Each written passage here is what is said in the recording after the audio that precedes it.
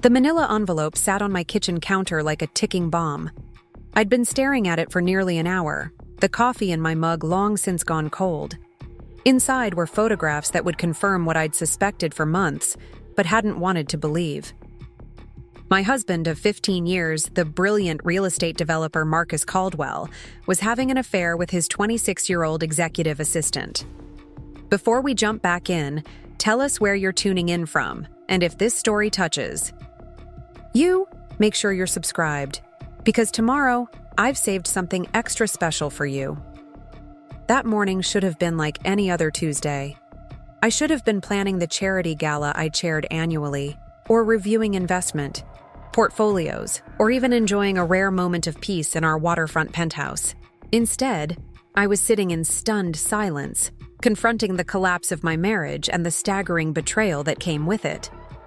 My name is Sophia Reeves-Caldwell, though for years most people only recognized the Caldwell part, the name of my husband's supposedly self-made empire. The irony wasn't lost on me. Before I met Marcus, I was Sophia Reeves, the quiet financial prodigy who had turned a modest inheritance into a small real estate fortune by age 25. When we married, I'd kept my investments separate but private. Marcus had found my little hobby amusing, indulging it like one might a child's interest in collecting seashells. "That's sweet, darling," he'd say whenever I mentioned a new acquisition. "But leave the serious business to me." I glanced at my phone as it vibrated with a text from Natalie, my closest friend, and the only person who knew the full extent of my financial holdings. "Did the package arrive? Have you opened it?" "Yes." "You were right," I typed back, my fingers trembling slightly. 3 dots appeared immediately. "I'm coming over. Don't do anything until I get there."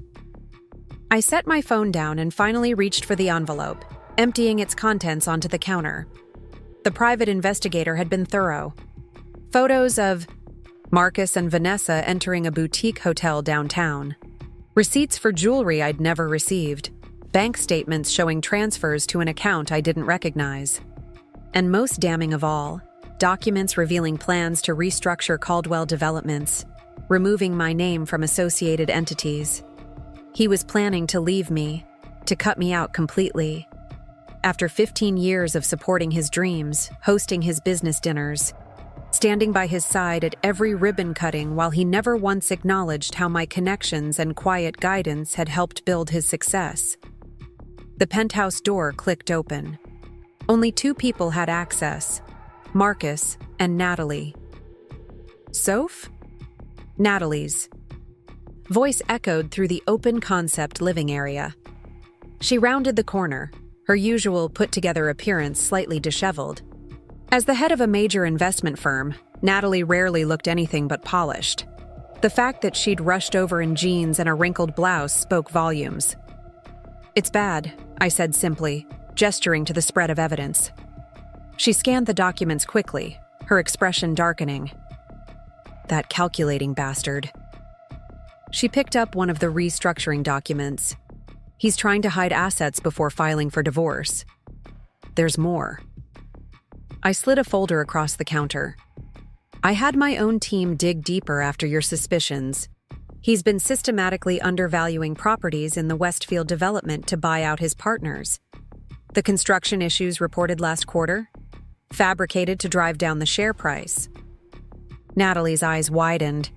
"That's securities fraud, among other things." I took a deep breath. "And he's using Vanessa's name on some of the transactions, probably promising her a future while setting her up to take the fall if needed." "What are you going to do?" I stood and walked to the floor-to-ceiling windows overlooking the city. From here, I could see the gleaming tower of Caldwell Development's headquarters, the crown jewel of Marcus's empire, or so he thought. "Do you remember why I kept my finances separate when we married?" Natalie joined me at the window. "Your grandmother's advice. Never put all your assets in a basket carried by someone else." I smiled faintly. Grandma Rose had built her own business in an era when women were expected to be housewives, nothing more. She'd taught me to maintain independence, even within a partnership. Marcus never asked questions about my family money. He assumed it was modest, just enough for my little hobby investments. He was too focused on his own success to notice mine. I turned to face Natalie. I own that building, Nat, through Reeves Holdings, the shell company that owns the shell company that owns Westview Properties. Natalie's jaw dropped. He doesn't know? The lease negotiations were handled through intermediaries. Marcus was so proud of the favorable terms he negotiated, never questioning why the owner was so accommodating. My voice hardened. He's been paying rent to me for the past 8 years. Holy shit. Natalie rarely swore. It gets better. I also own controlling interest in 3 of the bank's financing. His current projects. I picked up my phone and pulled up an email. And this morning, I received word that my bid to acquire Brighton Capital was accepted. Brighton Capital? But that's... His primary lender, yes. The acquisition will be announced next week. Natalie stared at me for a long moment before a slow smile spread across her face. You've been playing the long game all this time. I shrugged. Not intentionally. I just made smart investments while he was busy building his ego. I never planned to use them against him. Until now, Natalie said, understanding dawning in her eyes. Until now, I confirmed. Marcus is presenting the Westfield proposal to potential investors tomorrow. He's been working on this deal for months, calling it his legacy project. What exactly are you planning? I picked up my phone again and dialed a number. Richard, it's Sophia. I need you to prepare those documents we discussed. Yes, all of them. And schedule a meeting with the board of Brighton Capital tomorrow afternoon. I ended the call and turned to Natalie. I'm not going to destroy him, I said quietly. That would be too simple, too quick. Marcus needs to understand exactly who he's been dismissing all these years. The doorman called up to announce Marcus's arrival. I quickly gathered the evidence into the envelope and handed it to Natalie. Take this to your office safe. I need time to implement everything properly. Natalie hesitated. Are you sure? You want to face him alone right now? I smoothed my hair and straightened my shoulders. Absolutely. He still thinks I'm just his supportive wife, planning charity functions and keeping his home beautiful. That gives me an advantage. After Natalie left through the service entrance, I poured 2 glasses of Marcus's favorite scotch and waited. When he entered, his smile seemed strained around the edges. You're home early, I observed, offering him a glass. Needed some documents for tomorrow's presentation. He loosened his tie and accepted the drink. What's this? We celebrating something? In a way? I sipped my scotch. I was thinking about our anniversary next month. 15 years is significant. A flicker of something, guilt, anxiety, crossed his face. About that, I might have to reschedule our trip. The Westfield project is at a critical stage. Of course, I said smoothly. Your work always comes first. We both know that. He seemed relieved by my understanding, missing the edge in my voice. Typical Marcus, hearing only what he wanted to hear. I appreciate that, Soph. Most wives wouldn't be so accommodating. He knocked back his scotch. That's what makes you special. You've always understood your role. My role? I kept my tone light, curious. Supporting me, handling the social calendar, making our home perfect. He gestured vaguely around. The penthouse. It's important work too, in its way. In its way, I echoed. And what would you say my contribution to your success has been exactly? He paused, finally registering something different in my demeanor. Why are you asking this now? I shrugged. 15 years makes one reflective. I'm just wondering how you see our partnership. Marcus relaxed, back on comfortable ground. You've been an excellent wife, Sophia. The perfect complement to my career. Every successful man needs a strong support system at home. Is that all I've been? Support staff? I kept my voice gentle, genuinely curious about how deep his dismissal went. He laughed, coming over to kiss my forehead condescendingly. Don't diminish it. Being my wife is a full-time job, and you do it beautifully. He checked his watch. I need to grab those files and get back to the office. Big day tomorrow. Yes, I agreed. Bigger than you know. He was already heading toward his home office, my comment floating past him unregistered. I watched him disappear down the hallway, feeling strangely calm. Tomorrow would change everything. But tonight, I would be exactly what he expected. Just a wife, nothing more. After Marcus left with his files, I called Richard back. Move everything forward and contact James Winters. Your husband's biggest competitor? Richard sounded surprised. Former competitor, I corrected. After tomorrow, they'll be partners of a sort. I spent the rest of the evening reviewing the documentation required for what was to come. Financial statements, ownership records, transfer authorizations. Everything needed to be perfect. By midnight, I had a comprehensive plan that would not only protect my assets, but position me to reshape Marcus's precious Westfield development on my terms. The next morning, preparing and narrating this story took us a lot of time, so if you are enjoying it, subscribe to our channel. It means a lot to us. Now back to the story. I dressed with particular care, a sharp charcoal suit that I rarely wore around Marcus. He preferred me in softer colors, more feminine styles. The power suit was my armor, and the briefcase I rarely carried held the weapons I needed for the battle ahead. Natalie met me in the lobby of Caldwell Developments at precisely 9:45 a.m. The investor meeting was scheduled for 10 hours. Are you ready for this? She asked as we stepped into the elevator. I checked my reflection in the mirror. Halsawa, I've been ready for 15 years. I just didn't know it. Marcus's executive assistant, Vanessa, looked up in surprise as we approached his office suite. Her perfectly made-up face couldn't hide her momentary panic. Mrs. Caldwell, we weren't expecting you today. Her eyes darted to the closed conference room doors. Evidently not, I replied pleasantly.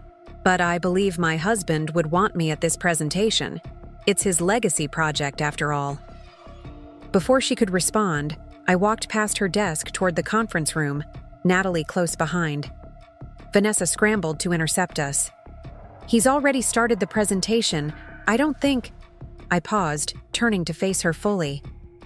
Vanessa, you've worked for my husband for what, 3 years now? Yes. In that time, have you ever known him to make a major business decision without consulting me first? Confusion crossed her face. Well, he always said you weren't involved in the business side of things. Did he? I smiled. How interesting. Please, announce us. Flustered, Vanessa hurried ahead and opened the conference room door. Excuse me, Mr. Caldwell. Your wife is here. The room fell silent as I entered. Marcus stood at the head of the table, presentation slides showing elaborate renderings of the Westfield development behind him. Around the table sat 12 potential investors, all men, all looking curiously between Marcus and me. Sophia, Marcus's voice held a warning. This is a private meeting. We can talk later at home. Actually, I believe my presence is quite relevant. I set my briefcase on the table. Gentlemen, I apologize for the interruption, but I think you'll find what I have to say pertinent to your investment decisions. Marcus forced a laugh. My wife is very supportive of my work, but she's not involved in the operational aspects of Caldwell Developments. That's partly true, I conceded, opening my briefcase. I'm not involved in Caldwell Developments specifically. My interests lie elsewhere. I removed a folder and passed copies of a document to each person at the table. For instance, in Reeves Holdings, which owns the building we're currently standing in. The room grew very still. Marcus's smile froze on his face. What are you talking about? I'm talking about disclosure, Marcus. Full transparency. I nodded to Natalie, who distributed another set of documents. These gentlemen should know. that the Westfield development has been systematically undervalued in your reports. They should also know that the construction issues reported last quarter were fabricated to manipulate the share price. The investors began murmuring, examining the documents with increasing concern. "These are serious allegations, Caldwell," said James Turner, the most influential investor in the room. Marcus's face flushed with anger. "This is ridiculous. My wife is obviously confused." "I'm not confused about the separate bank account you opened with Vanessa Peterson," I said calmly, "or the plans to restructure the company to exclude me before filing for divorce." The blood drained from his face. "You had me investigated?" "I protected my interests, something you taught me the importance of, ironically enough." I turned to address the room. "Gentlemen, I'm not here to destroy this project. In fact, I believe in its potential. What I don't believe in is my husband's approach." I nodded to Natalie again, who pulled up a new presentation on her tablet, wirelessly, connecting to the room's display system. My version of the Westfield development appeared, more ambitious, more sustainable, and with projected returns nearly double what Marcus had promised. As the new majority shareholder of Brighton Capital and the owner of 3 other lending institutions currently financing Caldwell projects, I'm proposing an alternative structure. I outlined my plan confidently, watching the investors' expressions shift from confusion to interest. Marcus moved toward me, his voice low. "What the hell do you think you're doing? You're just my—" "Choose your next words very carefully," I warned quietly. "I'm just your what, Marcus?" The conference room doors opened again as Richard entered with 2 security officers. "Mr. Caldwell," Richard said formally, "as legal counsel for Reeves Holdings and the new board of Brighton Capital, I've been instructed to escort you from the premises pending a full investigation into potential securities fraud." Marcus looked wildly around the room, finding no allies among the shocked investors. "This is my company, my building." I closed my briefcase calmly. "Actually, it's not. The lease agreement is quite clear. Ownership rests with Reeves Holdings, which I established before we were married. And as for the company, well, we'll let the shareholders decide its future once all the facts are known." "You can't do this," he hissed, desperation replacing anger. "I already have," I replied. "You spent 15 years believing I was just a wife. You never bothered to ask what else I might be." As security led him away, the room erupted in questions. I held up a hand for silence. "Gentlemen, I understand this is unprecedented. You came here expecting one presentation and received quite another. I'm prepared to answer all your questions, but first, let me tell you about the real potential of Westfield." 2 hours later, I walked out of the conference room with preliminary commitments from 9 of the 12 investors. James Turner fell into step beside me as we headed toward the elevators. "Impressive performance in there, Mrs. Caldwell. Or should I say Ms. Reeves?" "Either is fine," I replied, though I suspect I'll be reverting to my maiden name soon enough. He nodded thoughtfully. "I've known your husband for years. Never particularly liked him, but respected his business acumen." I had no idea. "Few people did. That was by design. His and admittedly mine. Why reveal everything now? You could have simply divorced him and maintained your separate empires." The elevator doors opened, and we stepped inside. "Because some lessons need to be learned publicly," I said. "And because the Westfield project deserves better than to be built on fraud and manipulation." Turner studied me with new respect. "Well, you've certainly made an impression today. I look forward to our partnership." As he exited on a lower floor, Natalie joined me in the elevator. "Phase 1 complete," she said, a hint of awe in her voice. I've never seen a room full of investors pivot so quickly. People follow competence and integrity. Marcus had the appearance of both, but I have the reality. The elevator continued its descent. "What's happening with him now?" Richard has him in a conference room downstairs with the company attorneys. He's threatening lawsuits, criminal charges, everything you'd expect. I nodded. And Brighton Capital? The board is assembled and waiting. The acquisition announcement is prepared for release at 4 p.m. The elevator reached the lobby, but I didn't move to exit. Take me up again. Up? Where? The roof. I pressed the button for the top floor. I need a moment before the next battle. Minutes later, I stood at the edge of the rooftop garden Marcus had installed as part of his commitment to green spaces. The city sprawled below, a maze of opportunities and connections that I'd navigated quietly for years while he took the spotlight. I never wanted it to come to this, I said softly, knowing Natalie was listening. I would have been content with our separate worlds, his public and mine private. He made his choice, Natalie reminded me. You're just ensuring he faces the consequences. I turned away from the view. This is just the beginning. He'll fight back once he recovers from the shock. Let him try, Natalie said fiercely. You've outmaneuvered him at every turn so far. My phone buzzed with a text from Richard. Brighton board ready. Also, preliminary forensic accounting found more irregularities. You need to see this. I took one last look at the cityscape, my cityscape in many ways, and straightened my shoulders. Let's continue, I said, moving toward the door. Marcus wanted a legacy. I'm about to show him exactly what kind he's built. The Brighton Capital boardroom was a stark contrast to the sleek modernity of Caldwell Developments.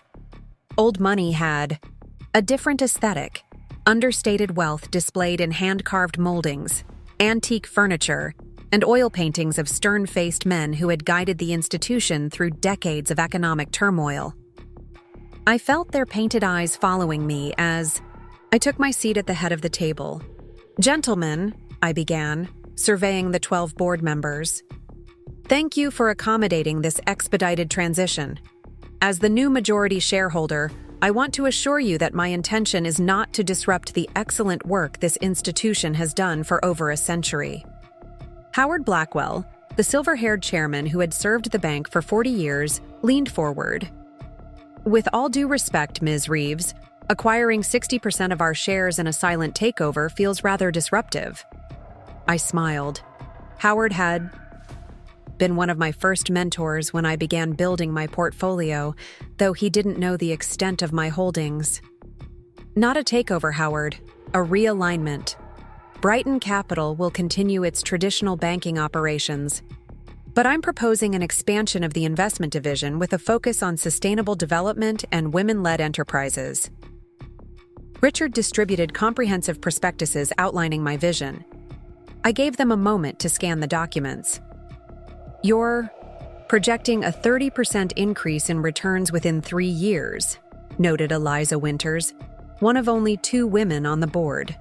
That's ambitious. It's conservative, I countered. The documentation before you represents only the opportunities I've already identified. But we're here today for a more immediate concern. I nodded to Richard, who opened a digital presentation on the wall screen. The Caldwell development situation. For the next hour, we dissected Marcus's financial maneuvers, the over-leveraged projects, the misrepresented assets, the shell companies designed to obscure ownership and liabilities. The board's expressions shifted from skepticism to concern, to outright alarm. We've extended this man over $200 million in financing, Howard said, removing his glasses to pinch the bridge of his nose. Based on what you're showing us, the collateral doesn't exist. Not in the form reported, I agreed, which brings us to our next steps. I outlined a 3-phase strategy. First, a complete audit of all Caldwell holdings. Second, renegotiation of terms based on actual asset values. Third, a structured takeover of viable projects with appropriate management changes. This sounds like a personal vendetta, observed Thomas Reynolds, the youngest board member. Given your relationship with Mr. Caldwell. The room grew uncomfortably quiet. I met his gaze directly. If I wanted revenge, Mr. Reynolds, I would simply call the loans due tomorrow and watch the company implode. Instead, I'm proposing a solution that protects this bank's investments while salvaging legitimate projects that employ hundreds of people. I closed my portfolio. However, if the board feels my judgment is compromised, I'm happy to recuse myself from decisions regarding Caldwell developments. Howard exchanged glances with Eliza, who gave an almost imperceptible nod. That won't be necessary, he said. Your analysis is sound, and your proposed remedy is more measured than many of us might have chosen in your position. He surveyed the table. All in favor of proceeding with Ms. Reeves's strategy? 11 hands raised. Thomas Reynolds hesitated, then grudgingly added his vote to make it unanimous. Excellent, I said, standing. Richard will coordinate with your legal team. I have another meeting to attend, but I'll be available afterward for any additional questions. As I gathered my things, Eliza approached me. That went better than you might have expected, she said quietly. Most of these men are from Marcus's social circle, golf clubs, charity galas, vacation homes and adjacent compounds. Which is precisely why they voted with me, I replied. They know Marcus well enough to believe he's capable of everything I just outlined. Eliza laughed softly. I've been waiting 20 years for someone to shake up this boys' club. I didn't expect it would be Marcus Caldwell's trophy wife. I smiled at the irony. Appearances can be deceiving. That's what Marcus never understood. Natalie was waiting in the lobby, engaged in a tense phone conversation that she quickly ended when she saw me. We have a situation, she said, falling into step beside me as we exited the building. Marcus is at your penthouse.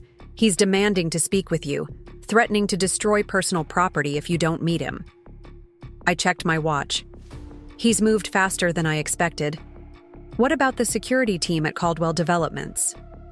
Richard has everything under control there. The digital forensics team is copying servers, and security has sealed Marcus's office. But your home is just a place, I finished. Though I imagine he's interested in more than breaking my grandmother's china. Natalie raised an eyebrow. The safe room? Precisely. I stepped into the waiting car. The driver will take you back to your office. I'll handle Marcus. You can't go alone, she protested, sliding in beside me. He's unhinged right now.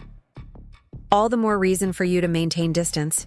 We need you untainted by whatever happens next. I squeezed her hand. I've been preparing for this confrontation for longer than you know. The driver pulled away. From the curb, merging into midday traffic. I pulled out my phone and sent a quick message to Richard. Marcus at Penthouse, proceeding with contingency plan Osiris.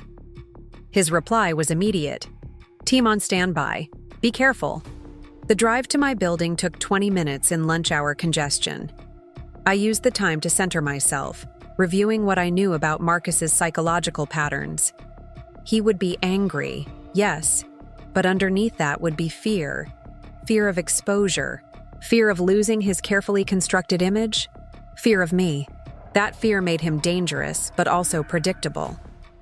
As we pulled up to the luxury high-rise, the doorman hurried to meet me, his usually composed face creased with worry. Mrs. Caldwell, I'm so sorry. Mr. Caldwell insisted we let him up.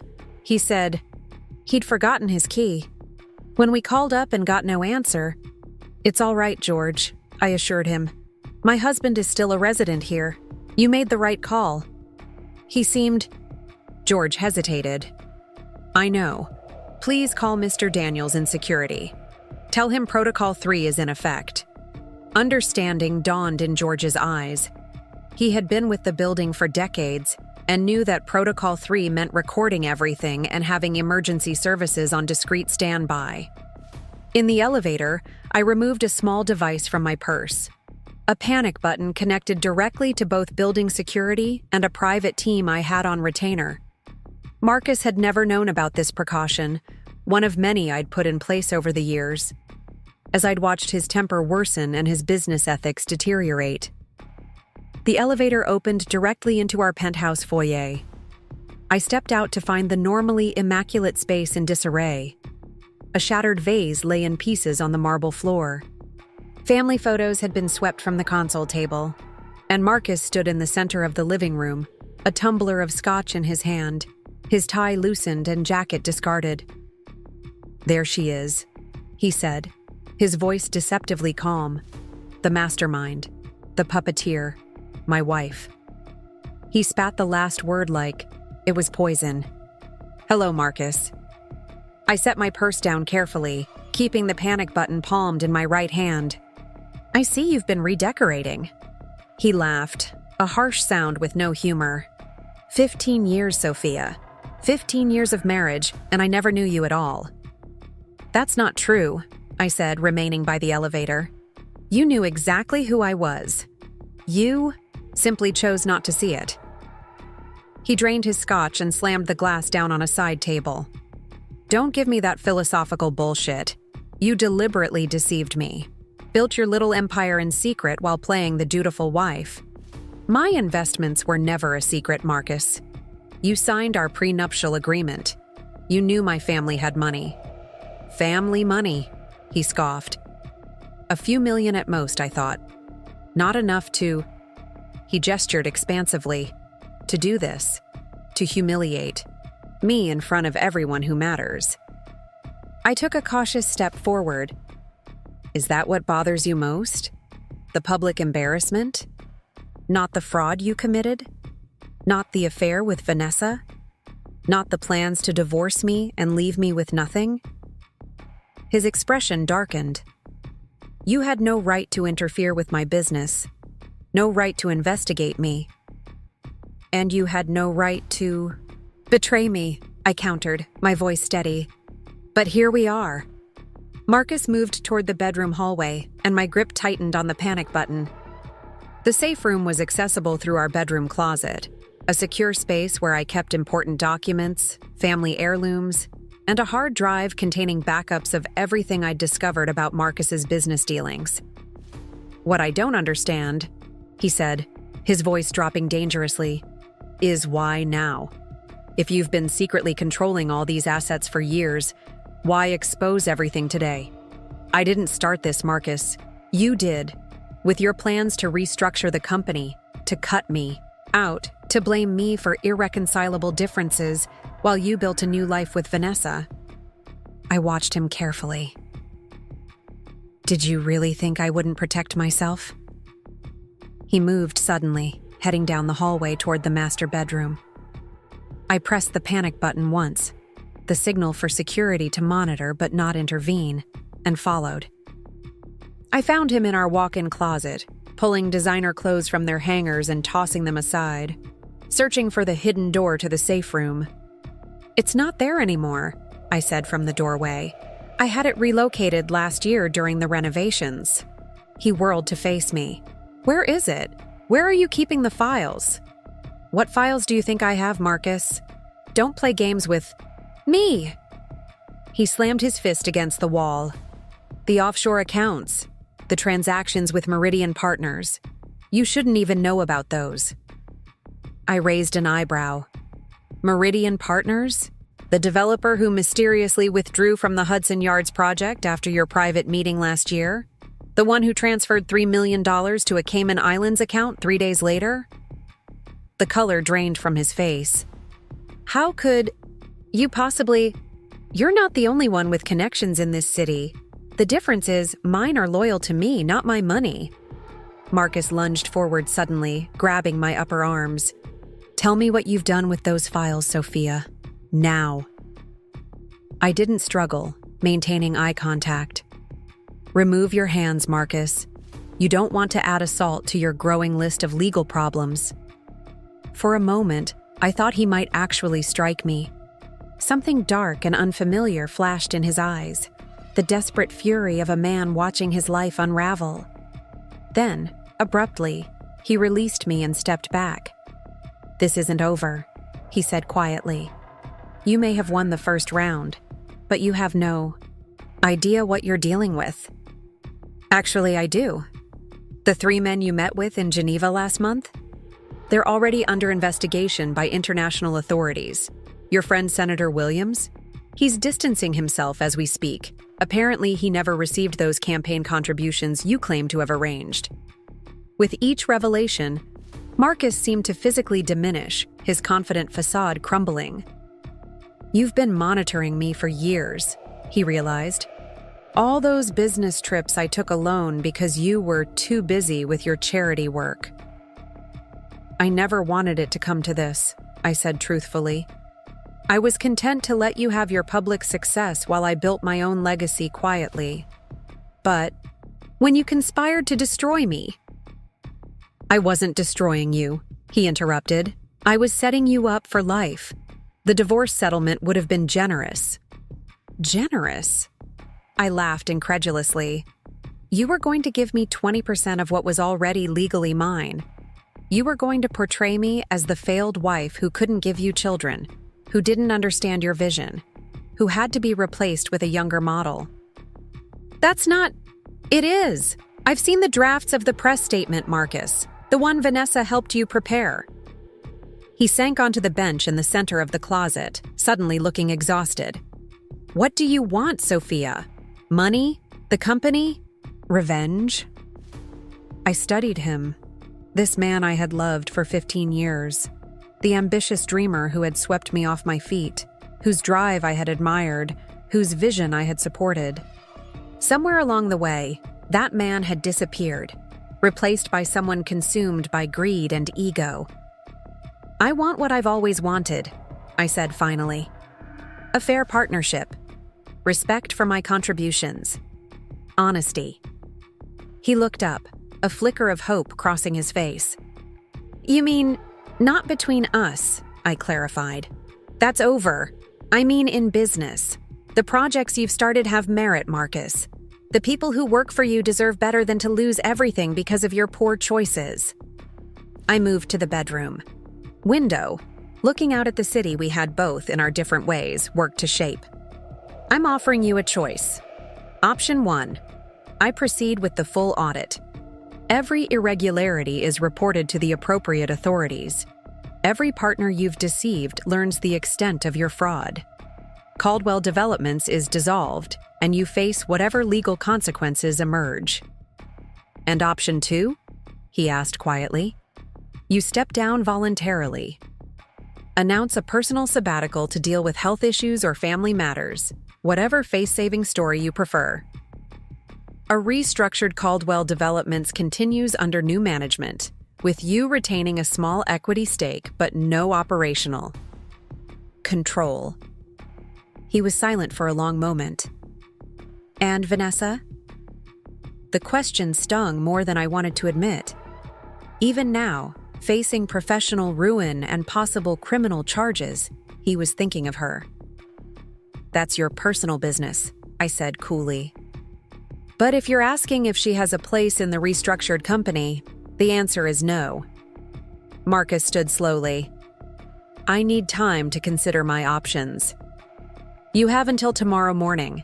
The Brighton Capital Board meets at 9 to finalize their position. And us? The divorce? Already in process. I'll be fair, Marcus. More fair than you plan to be with me. He nodded, a strange resignation settling over him. I never thought you had this in you, Sophia. This ruthlessness. It's not ruthlessness, I corrected. It's clarity. Something I learned from watching you all these years. He moved toward the door, then paused. Did you ever love me at all? Or was I just part of some long-term strategy? The question caught me off guard. For a moment, I saw the younger Marcus, charming, visionary, passionate about building something meaningful. I loved you completely, I said softly. That's why this betrayal cut so deep. Something shifted in his expression, regret perhaps, or simply the recognition of what he had lost. Without another word, he left the room. Moments later, I heard the elevator doors close. I sank onto the edge of the bed, the adrenaline that had carried me through the confrontation finally ebbing. My phone buzzed with a message from building security. Mr. Caldwell has left the premises. Security team standing down. I texted back my thanks, then called Richard. He knows about Meridian Partners, I said without preamble. Richard's intake of breath was audible. That's not possible. Those records were sealed. Apparently not sealed enough. Have the legal team prepare for additional complications and double-check all security protocols for the Brighton files. Already done, he assured me. How did Marcus seem? I considered the question. Defeated, but not destroyed. He's regrouping, trying to find leverage. Do you think he'll accept your offer? He doesn't have much choice, but Marcus never accepts defeat gracefully. There's something else at play here that we're not seeing. After ending the call, I walked through the penthouse, surveying the damage. The broken items could be replaced. What couldn't be mended was the foundation of trust that had sustained our marriage. In the study, I noticed Marcus had been at my computer. The screen was still on, displaying a login page for my email. Of course, he had tried to access my accounts, looking for anything he could use against me. Fortunately, my important communications weren't conducted through channels Marcus knew about. I was about to turn away when something caught my eye. A small discoloration on the vintage desk beneath the computer. Moving closer, I realized it was a watermark from a glass, with a faint powdery residue around the rim. My blood went cold. Carefully, I took out my phone and photographed the residue, then used a tissue to collect a sample. Marcus's sudden calm before leaving hadn't been resignation. It had been calculation. I called Natalie immediately. I need the penthouse swept for surveillance devices, and I need Dr. Landon to analyze a substance immediately. What's happening? Natalie's voice sharpened with concern. Marcus left too easily, and I think he may have tampered with my computer, possibly more. I'll send the team now. Where? Will you go? I glanced around the penthouse, the space that had been my home for over a decade, now potentially compromised. The Wellington property, I decided. The historic brownstone in the West Village was one of my earliest investments. Renovated but kept off the market. Almost no one knew I owned it. I'll meet you there in an hour, Natalie promised. As I packed an overnight bag, my mind raced. What had Marcus discovered? What was he planning? The Meridian Partners connection troubled me deeply. Those records had been secured through channels even Marcus shouldn't have been able to trace. Someone had given him information. Someone with access to my confidential operations. By the time I arrived at the Wellington property, the security sweep of the penthouse was complete. 3 listening devices had been found. 1 in the study, 1 in the bedroom, and 1 in the living room. All recently planted, sophisticated enough to transmit to a remote location. Dr. Landon's analysis of the residue came back while I was settling in. A compound that would corrupt data on my hard drive, disguised as a cleaning product. Had I used the computer normally, it would have appeared that files were accidentally deleted or corrupted. He's desperate, Natalie observed, perched on the windowsill of the brownstone's elegant living room. But these aren't amateur moves. He's getting help. I nodded, reviewing the security reports.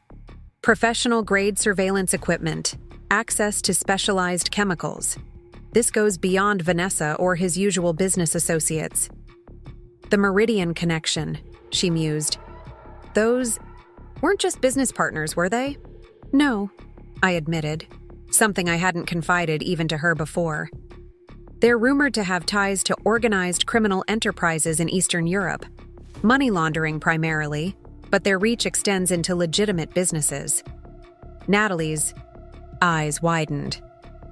Marcus got involved with the mob? Not directly, at least not knowingly. He needed financing that banks wouldn't provide, given the actual numbers behind his projects.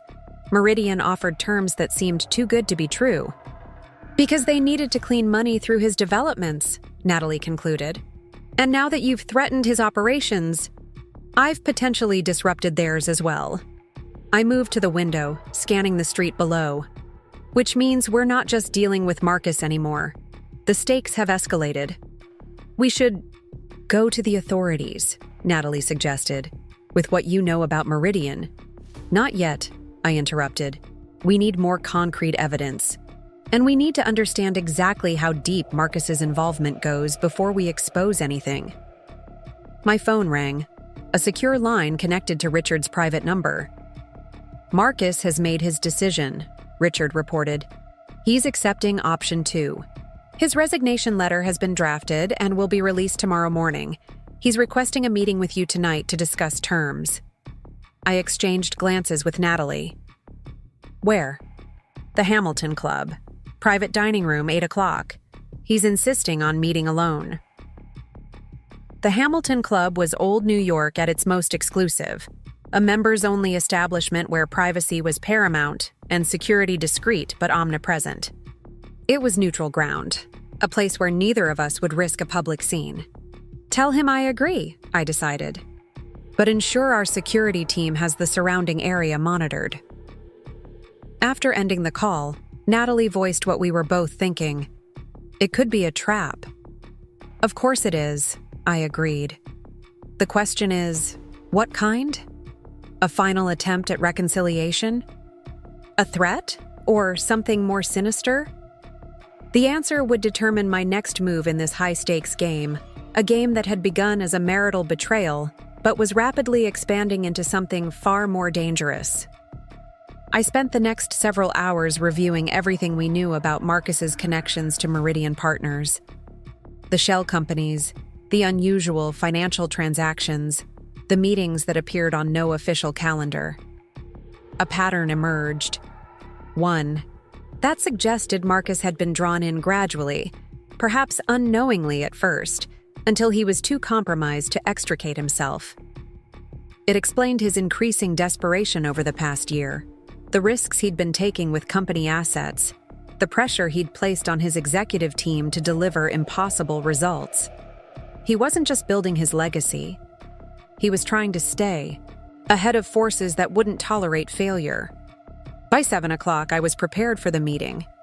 I dressed carefully, a midnight blue suit that projected authority without ostentation, my grandmother's sapphire earrings for their sentimental strength, and sensible shoes I could run in if necessary. Remember, Natalie said as the car arrived, the security team will be monitoring the entire meeting. One word from you, and they'll intervene. I nodded, adjusting my watch, which contained a small recording device. If this goes as I expect, we'll have everything we need to approach the FBI about Meridian's operations. And if it doesn't? I thought of the small canister of pepper spray concealed in my clutch. Then we moved to Contingency Plan Horace. Either way, after tonight, this chapter ends. The Hamilton Club stood like a sentinel on its corner of Fifth Avenue, its limestone facade illuminated by tasteful lighting. Inside, the atmosphere was one of hushed luxury, thick carpets, wood-paneled walls, discreet staff who appeared when needed and vanished when not. The maitre d' recognized me immediately. Mrs. Caldwell, your husband is already waiting in the salon room. He led me through the main dining area, where several diners nodded in recognition. News of the day's events at Caldwell Developments had clearly spread through certain circles, judging by the speculative glances. The salon room was one of the club's most private dining spaces, dominated by a heavy oak table that could seat 12, but was now set for just 2. Marcus stood as I entered, looking more composed than he had at the penthouse. He'd changed into a fresh suit, his hair neatly combed, his expression carefully neutral. "Thank you for coming," he said formally, waiting for me to be seated before resuming his own chair. "I appreciate your willingness to meet." "Let's skip the pleasantries, Marcus," I replied, placing my clutch on the table. "You've made your decision about the company. What else is there to discuss?" A server appeared with 2 glasses of champagne, an unusual choice given the circumstances. I thought we might acknowledge the end of an era, Marcus explained, lifting his glass. 15 years of marriage deserves at least a toast, don't you think? I left my glass untouched. Is that what this meeting is about? Sentimentality? His smile tightened. Partly. And partly to discuss what happens next. I've signed the resignation letter, as your team requested. I've also instructed my attorneys to expedite the divorce proceedings. And Meridian Partners? I asked directly. What have you told them about the changes at Caldwell Developments? The champagne glass paused halfway to his lips. I'm not sure what you mean. I think you do. The real reason for your urgent meeting at the penthouse wasn't about our marriage or even the company. It was about what I know regarding your dealings with Meridian. For a moment, genuine fear flickered across his face. Sophia, you need to stop looking into Meridian for your own safety. Is that a threat? A warning, he corrected, setting down his glass. There are forces at play here that even you, with all your resources, aren't equipped to handle. That sounds remarkably like what you told me 10 years ago when I first mentioned taking a more active role in Caldwell Developments, I observed. You've always underestimated me, Marcus. I would have thought today's events would have taught you otherwise. He leaned forward, his voice dropping to an urgent whisper. This isn't about ego or business acumen. The people behind Meridian don't play by conventional rules. If they believe their operations are compromised, they eliminate the threat. Which is why you tried to access my files, I concluded. Not just to protect yourself, but to determine how much evidence I've compiled against them. Yes, he admitted. They contacted me after the Brighton Capital meeting. They know everything, Sophia. About your takeover, about the audit, about your inquiries into their European holdings. A chill ran down my spine, but I kept my expression impassive. And what do they want? For everything to proceed as planned, for the Westfield development to continue without scrutiny, for certain financial channels to remain open. And if I refuse? Marcus looked truly pained. Then, neither of us will be safe. That's why I arranged this meeting, to warn you before it's too late. Accept my resignation, take control of the company, but leave Meridian's interests untouched. I studied him carefully, looking for signs of deception. His concern seemed genuine, but Marcus had always been a convincing performer when necessary.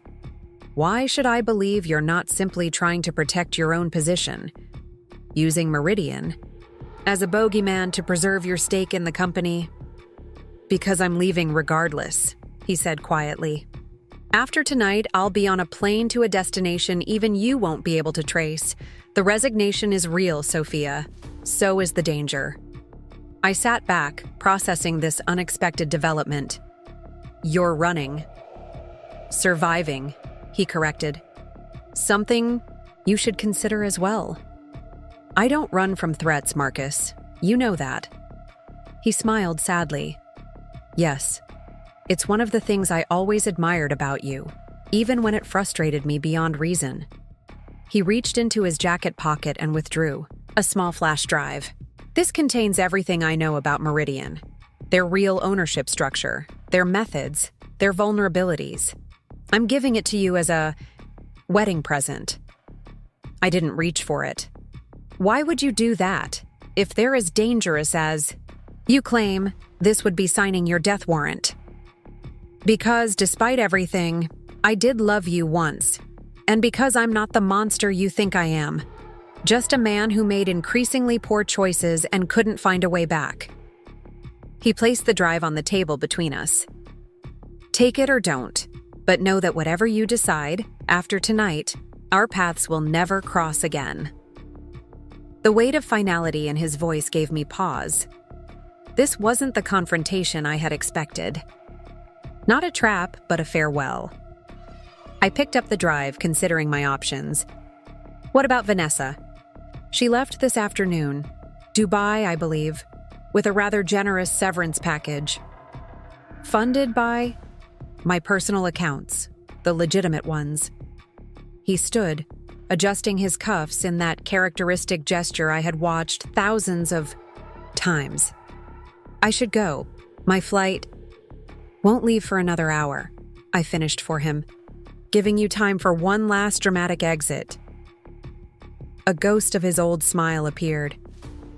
You really do know me too well. I remained seated, turning the flash drive over in my fingers.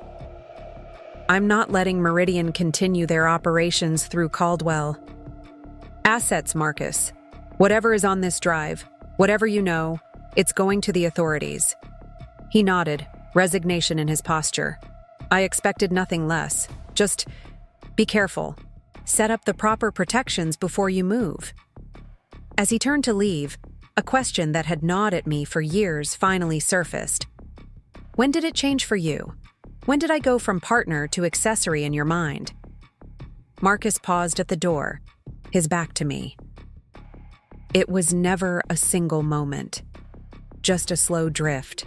Choices made day by day until suddenly we were standing on opposite shores. He glanced back. For what it's worth, I think you'll be extraordinary without me holding you back. And with that, he was gone.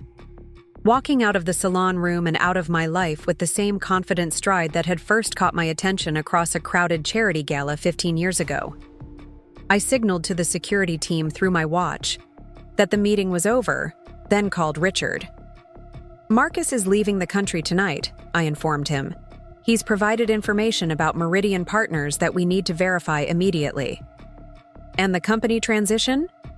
Proceeds as planned. But add extra security for all executive team members and their families, discreetly. After ending the call, I finally reached for the champagne glass, taking a contemplative sip. The meeting had given me what I needed, but not in the way I'd expected. Marcus's warning about Meridian matched my own suspicions, but his decision to provide evidence against them was surprising, either a final attempt at redemption or a more complex play I hadn't yet discerned. Either way, the game had changed. What had begun as a marital reckoning had expanded into something with implications beyond our personal drama. A potential opportunity to dismantle a criminal network using the very tools Marcus had inadvertently placed in my hands. As I left the Hamilton Club, the night air felt different somehow, charged with possibility and danger in equal measure. The chapter with Marcus was closing, but the story was far from over. Tomorrow would bring new challenges, new choices, new opportunities to rebuild from the ashes of what once was. For tonight, though, I would return to the Wellington property and begin analyzing the information Marcus had provided. Not as his wife, not as his adversary, but as Sophia Reeves, a woman reclaiming her power, one calculated move at a time. Dawn broke over the city with a clarity that felt symbolic.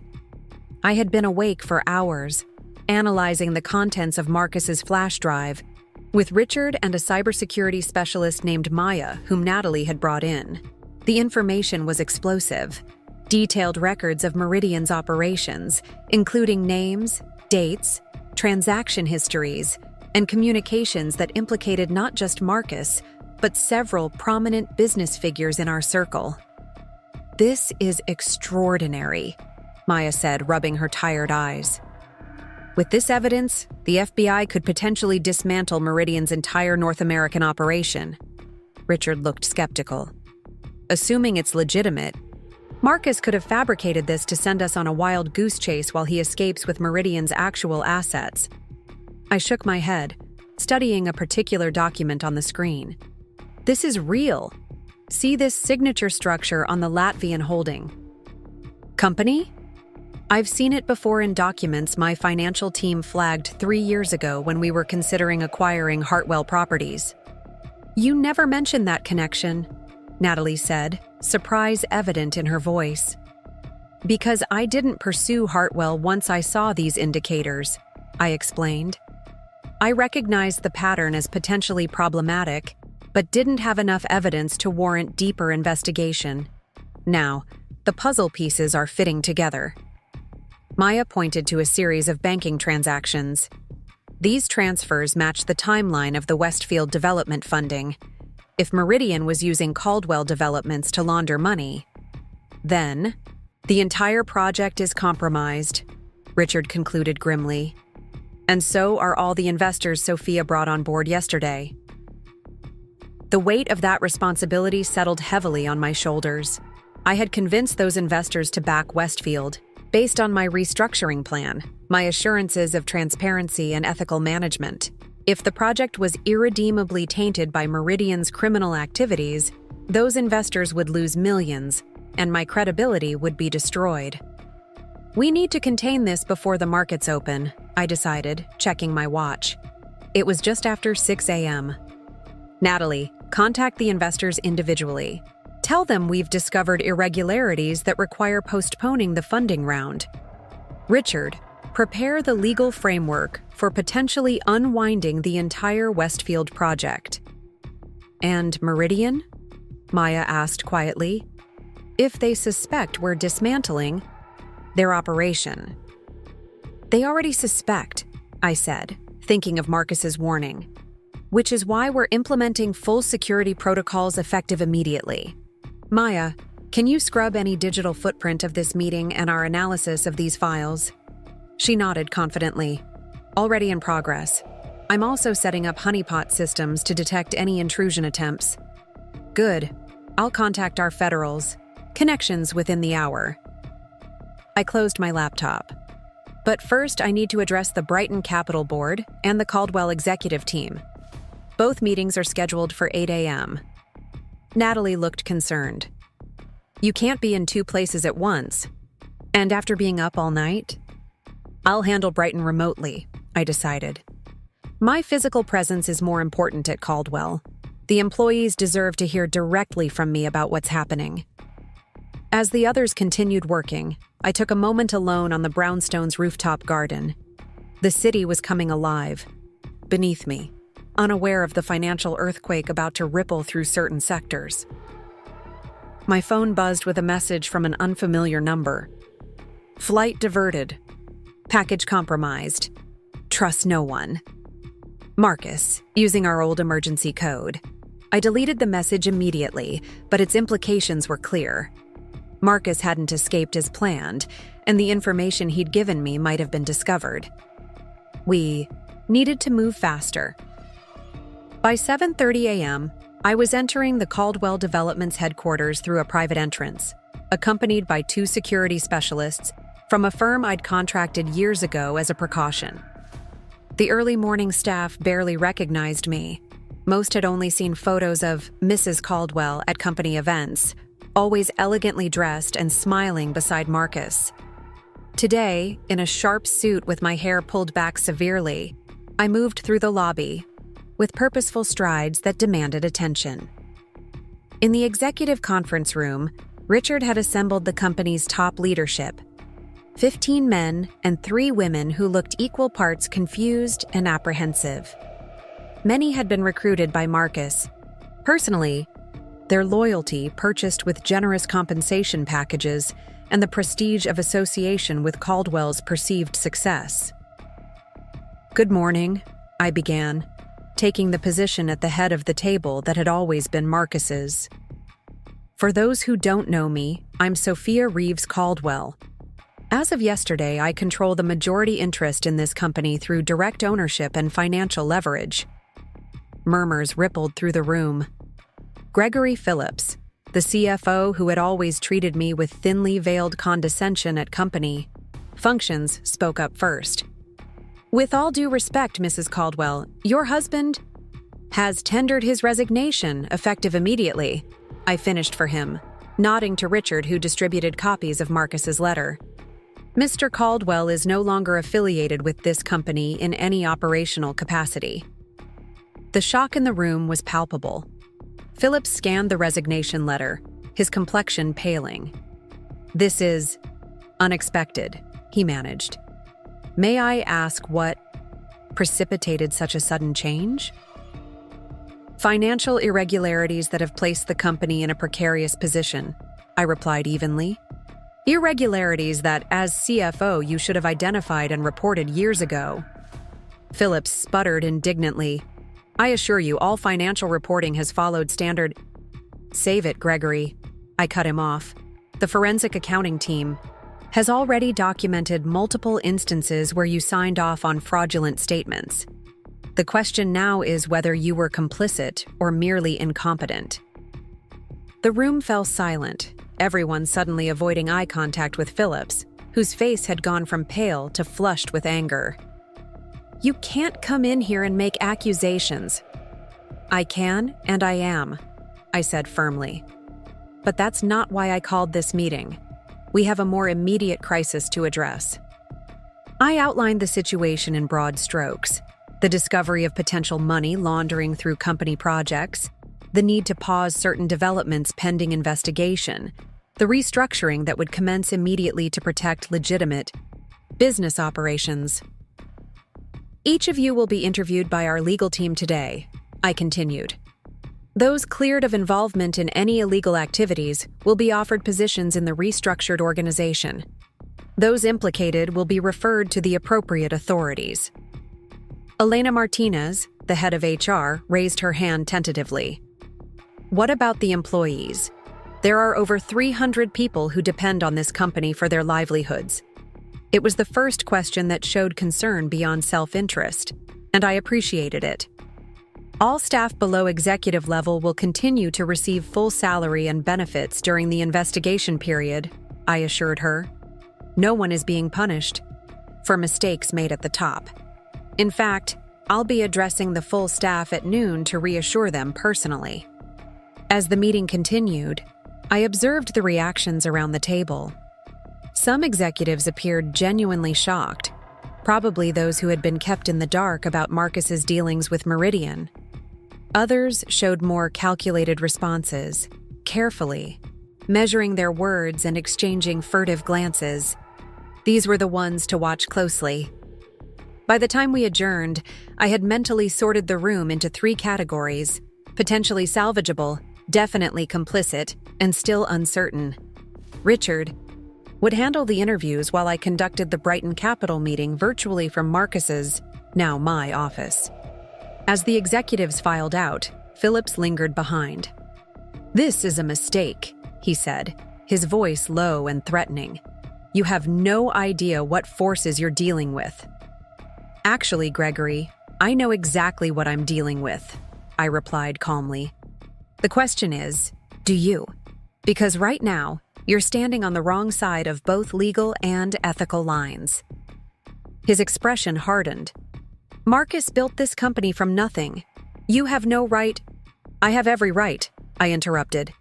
And Marcus built this company with my family's connections, my strategic guidance, and apparently money from some very questionable sources.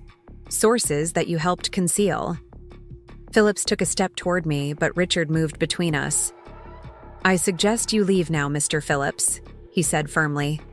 Security will escort you to your office to collect personal belongings, after which your access to all company systems and facilities will be terminated.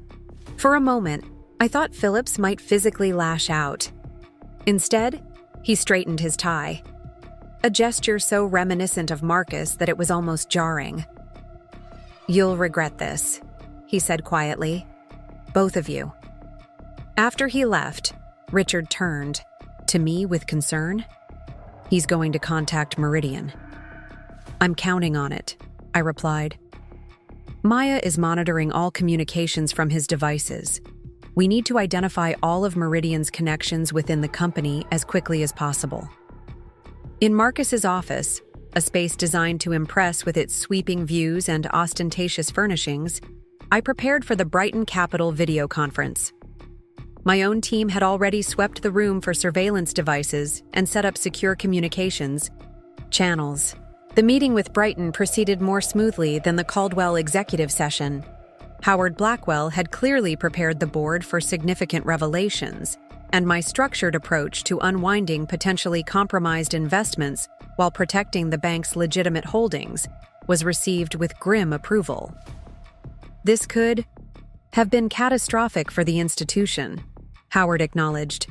Your prompt action has potentially saved us from both financial and reputational damage. Eliza Winters was more direct. What you're describing is beyond corporate malfeasance.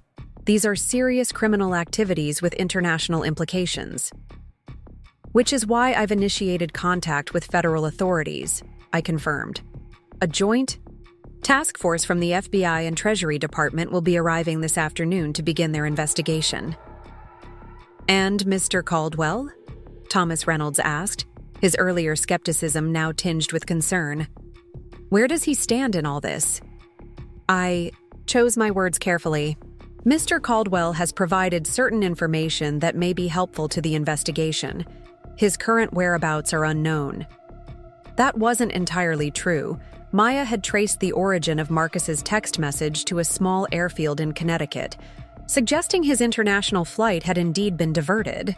But that information was too sensitive to share, even with the Brighton board. After concluding the video conference, I took a moment to really see the office I was now occupying. The space was purely Marcus, every element selected to project power and success. The massive desk of Italian marble, the original artwork carefully chosen for its investment value rather than aesthetic merit, the shelves displaying awards and photographs of Marcus with celebrities and politicians. What was notably absent were any personal touches.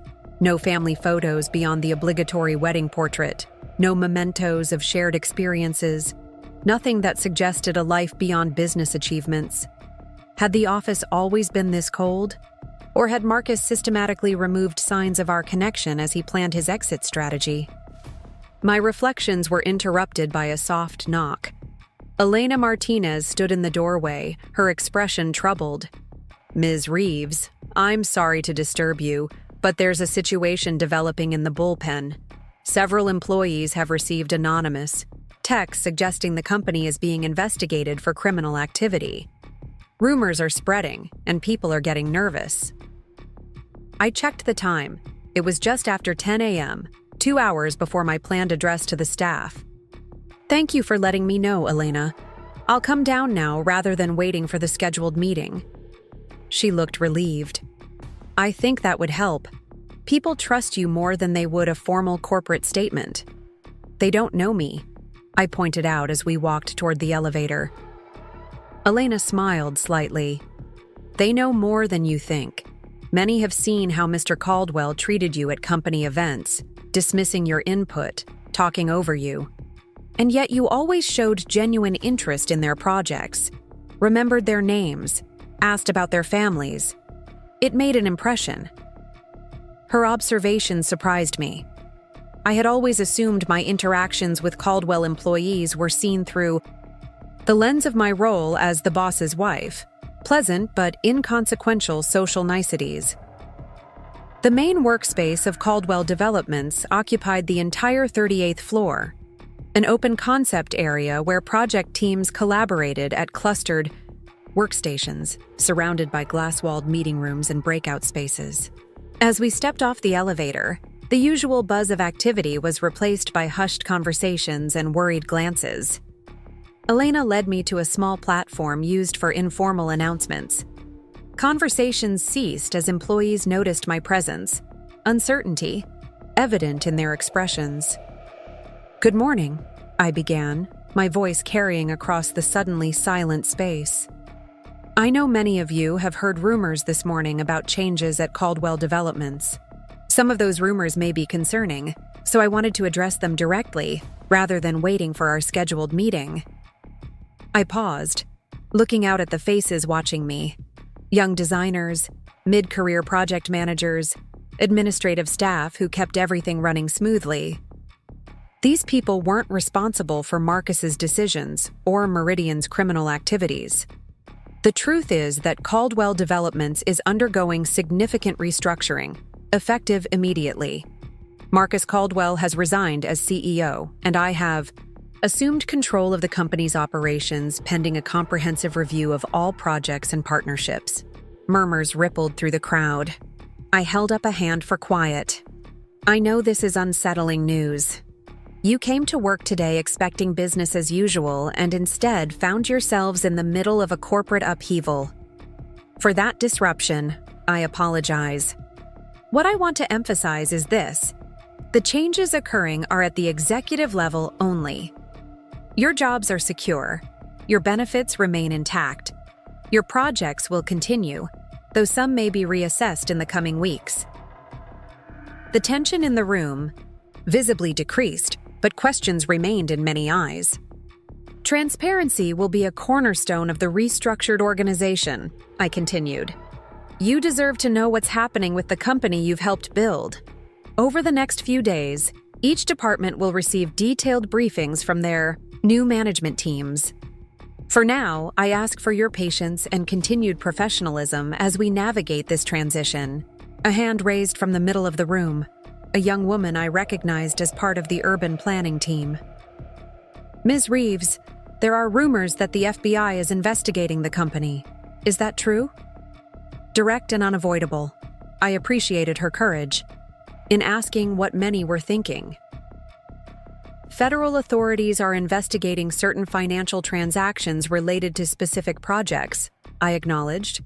This investigation does not implicate the vast majority of employees or the legitimate work being done here.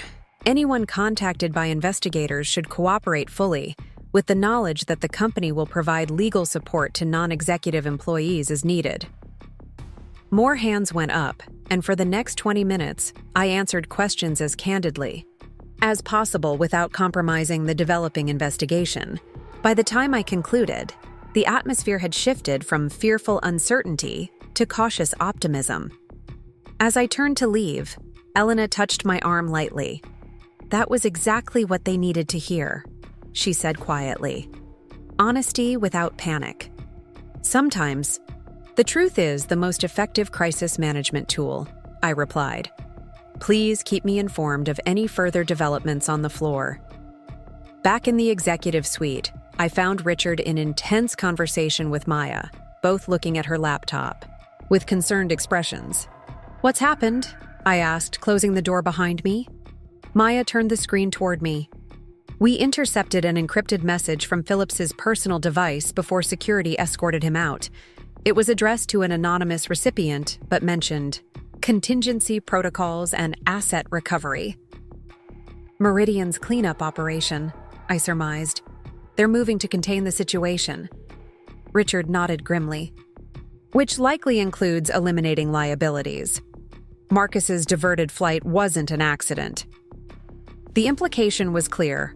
Marcus was in danger, possibly already captured by Meridian's people. Despite everything, the thought sent a chill through me. Have you made contact with the federal authorities? I asked Maya. Yes, but they're approaching cautiously. Meridian has suspected connections to certain political figures. They want ironclad evidence before moving. Which we've provided, Richard pointed out. Evidence they need to verify, I reminded him. Meanwhile, we need to secure our position here. Maya, how comprehensive is our monitoring of company communications? Complete for all digital channels, she assured me. But we can't cover in-person meetings or burner phones. Then we assume Phillips isn't working alone, I decided. Richard, accelerate the executive interviews. Anyone who refuses or seems evasive is immediately removed from the premises. Maya, focus on tracking any unusual access to our secure servers or financial systems. As they left to implement these measures, I turned my attention to the Westfield project, the massive development that had been positioned as Marcus's legacy and was now revealed as potentially the largest money laundering operation in Meridian's portfolio. The legitimate aspects of Westfield were genuinely impressive. A mixed-use development incorporating affordable housing, green spaces, commercial facilities, and innovative sustainability features. If it could be salvaged, separated from its tainted financing, it could still realize the positive community impact that had been promised. I spent the next hour reviewing the project documentation with fresh eyes, identifying components that could stand independently and those that were irredeemably entwined with Meridian's investments. By the time Natalie arrived for our scheduled update, I had the outline of a potential path forward. The investors are nervous, but not panicking, she reported. Your reputation for financial acumen is buying us time, but we'll need concrete reassurances soon. I showed her my preliminary assessment of Westfield. This section, the residential and community components, can be restructured as a separate project with clean financing. The commercial towers where most of Meridian's money is concentrated will need to be completely unwound. Natalie studied the plans. This could work, but the timeline would be extended significantly. Better a delayed ethical project than a punctual criminal one, I observed. What's the status of Brighton Capital's position? Stable for now. Howard is managing the board's concerns effectively, emphasizing the protective measures you've implemented. She hesitated. There's something else you should know. Marcus's assistant, Vanessa, she never made it to Dubai. Her flight landed, but she wasn't on it. This was an unexpected complication. Meridian? Possibly. Or she could have changed plans, gone to ground somewhere else. Natalie looked troubled. The thing is, when our team was reviewing electronic communications, they found evidence that Vanessa may have been more than just Marcus's mistress.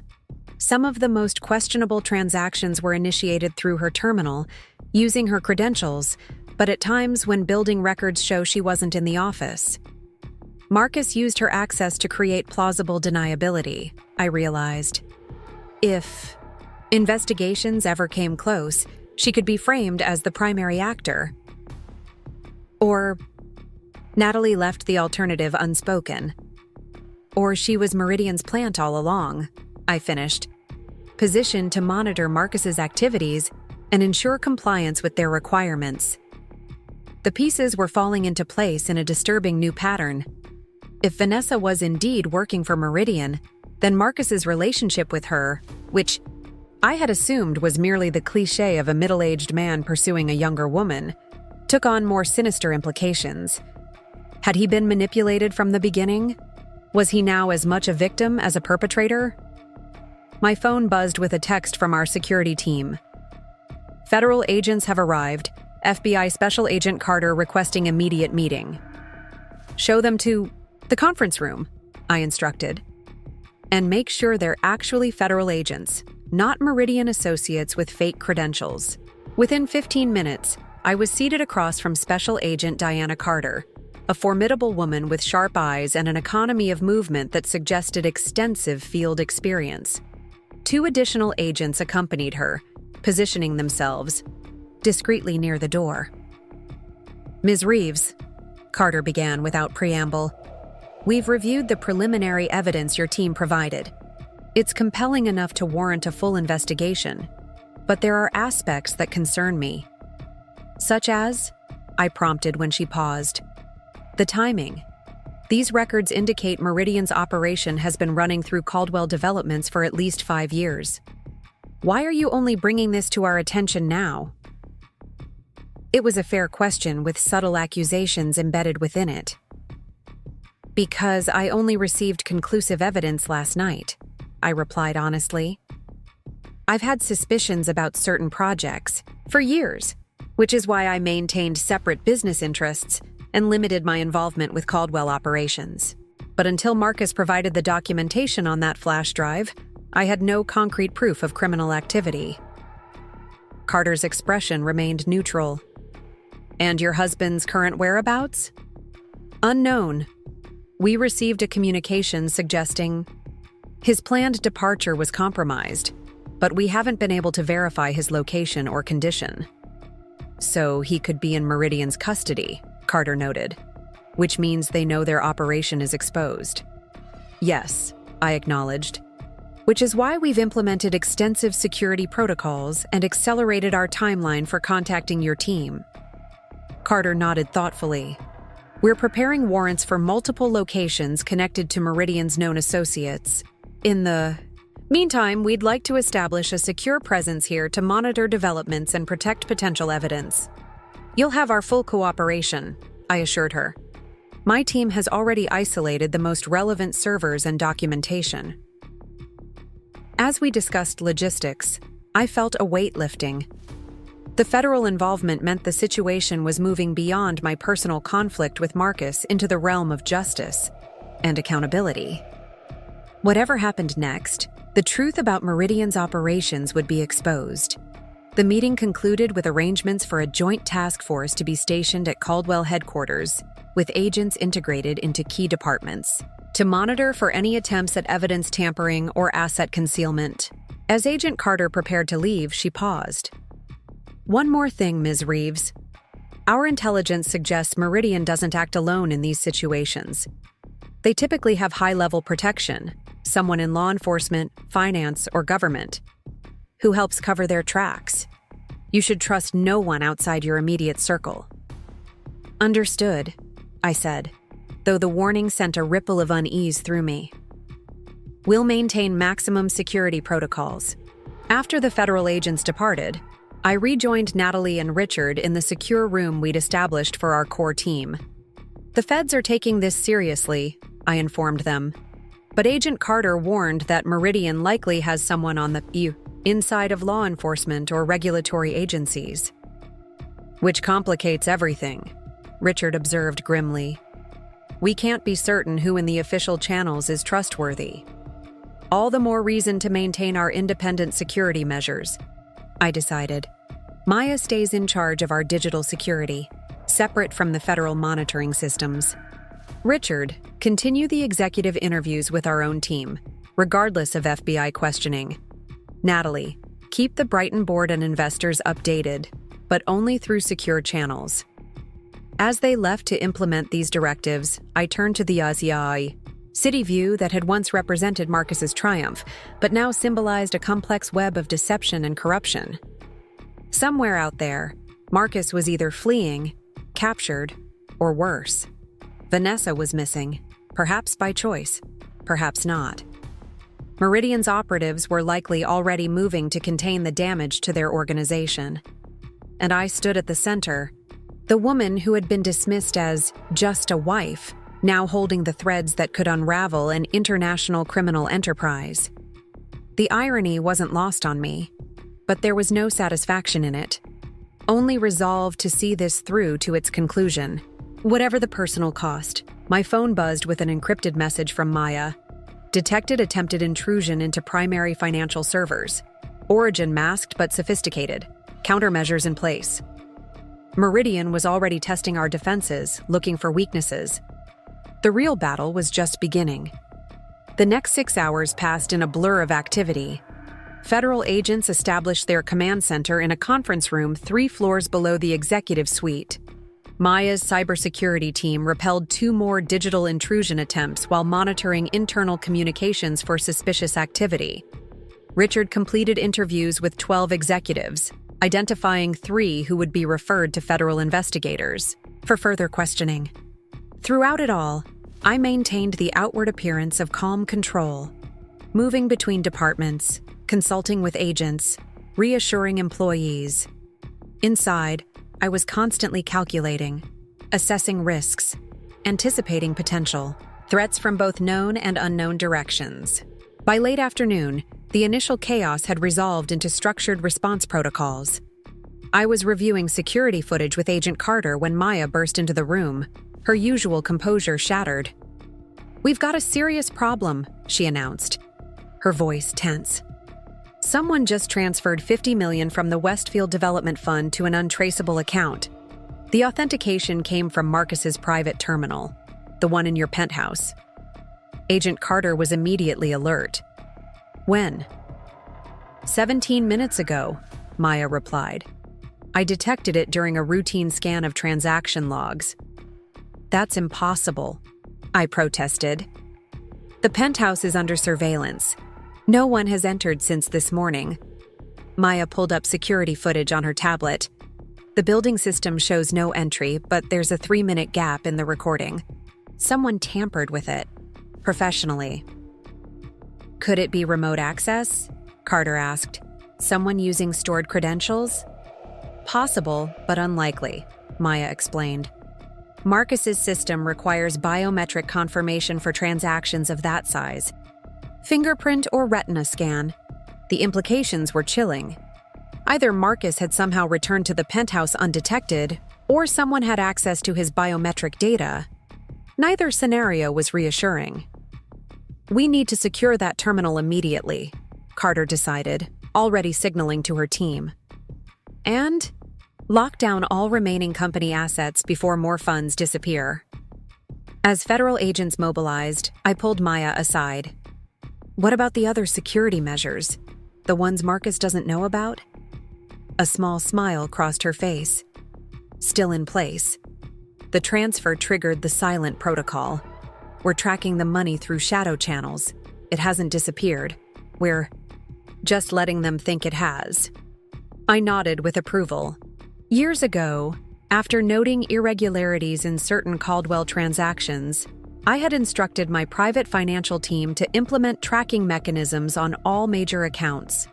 Marcus hadn't known about these safeguards, believing his private terminal was completely secure and untraceable. "Good. Keep monitoring, but don't intervene yet. Let's see where they're moving the funds. It might lead us to higher-level Meridian operations." Agent Carter approached, adjusting her tactical vest. "We're heading to your penthouse now. I'd advise you to remain here under protection." "Actually, I should come with you," I countered. "I know every inch of that space, including modifications Marcus may have made without documentation.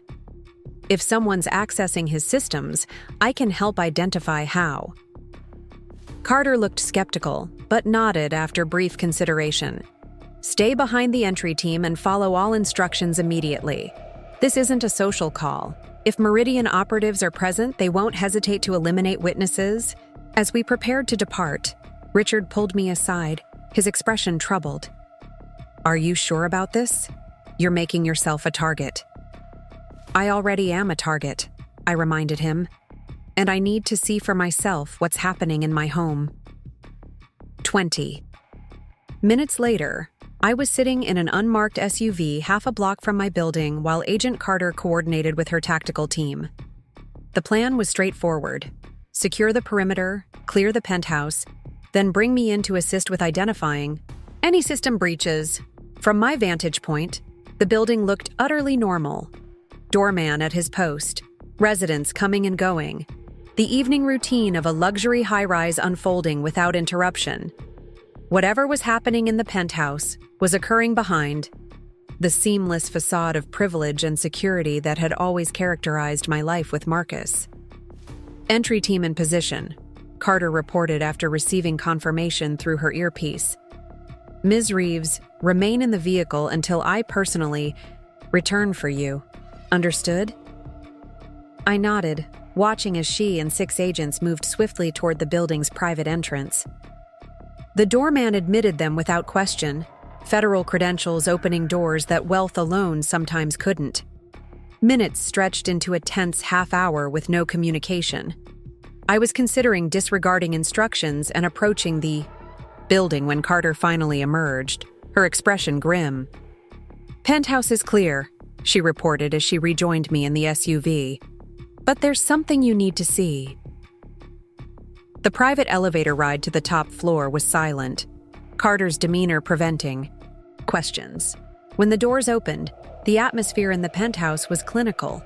Agents in blue FBI windbreakers documenting evidence, taking photographs, dusting surfaces for fingerprints. "This way," Carter directed, leading me toward the master bedroom. The bedroom door was ajar, and as Carter pushed it fully open, the metallic scent of blood hit me before the visual registered.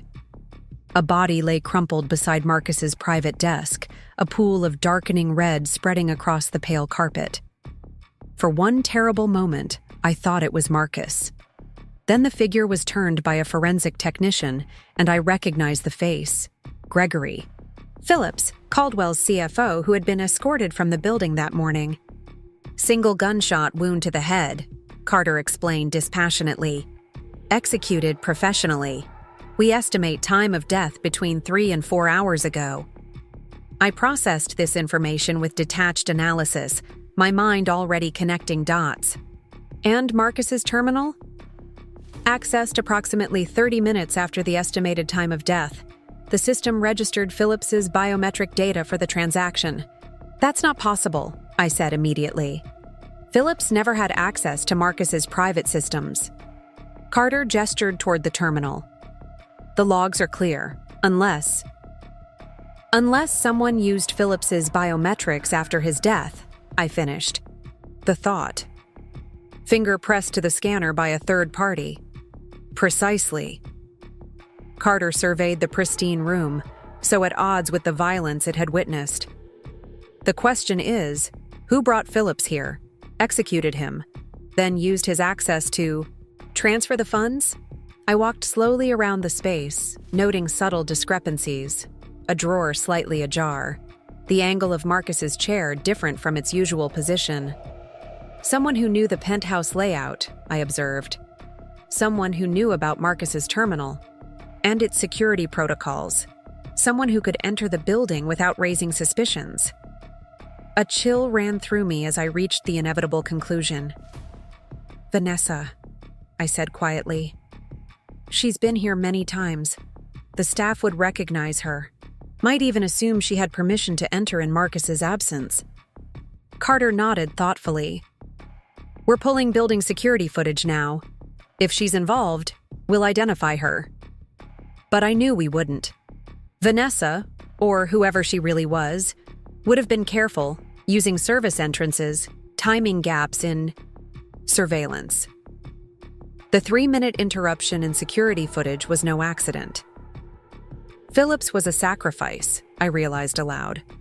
Brought here to provide biometric authentication, then eliminated to cover tracks. That fits Meridian's pattern, Carter agreed. They're systematically removing connections to their operation. The implication hung in the air between us. Marcus was likely next on their list, if he hadn't been eliminated already. Despite everything he had done, despite the betrayal and lies, I found myself hoping he had somehow escaped their reach. Not from lingering affection, but from a fundamental belief that justice should be served through proper channels, not execution squads. I moved to the window, looking out at the night-darkened city. Somewhere in that sprawling landscape, Meridian's operators were continuing their cleanup, unaware that their supposedly untraceable transfer was being monitored, that federal authorities were closing in, that the woman they had dismissed as an irrelevant society wife was now their most dangerous adversary. What happens? Now, I asked Carter, who had stepped away briefly to consult with her team. We secure the crime scene, continue tracking financial movements, and intensify the search for Marcus Caldwell and Vanessa Peterson. And, she added with a significant look, we move you to a secure location immediately. This penthouse is no longer safe. I nodded, casting one last glance around the space that had been my home for so many years. Like my marriage, it had been beautiful on the surface, concealing a darker reality beneath the polish and perfection. I have another property, I told her. One that's not connected to either my name or Marcus's. No one knows about it except my closest associates. Carter looked skeptical. We have safe houses specifically designed for high-risk witnesses. With all due respect, Agent Carter, I trust my security more than I trust unknown federal protocols, I replied. Especially given your own warning about potential inside connections to Meridian. After a moment's consideration, she nodded. We'll need details and we'll still place agents nearby. But I understand your caution. As we prepared to leave, I paused at Marcus's desk, noticing a small object half hidden beneath a portfolio, a vintage silver letter opener I had given him on our 5th anniversary, engraved with a quote from his favorite philosopher. Truth is found neither in the thesis nor the antithesis, but in the synthesis that resolves the contradiction. I picked it up, feeling its weight in my palm. Once I had believed those words reflected Marcus's approach to business and life, finding balance between opposing forces, creating something new from contradiction. Now I recognized it as just another carefully crafted element of his public persona.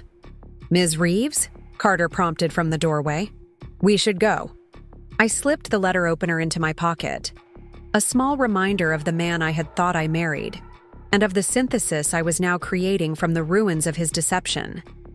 Not revenge, not erasure, but something entirely new. Truth emerging from falsehood, strength forged in betrayal, justice rising from corruption.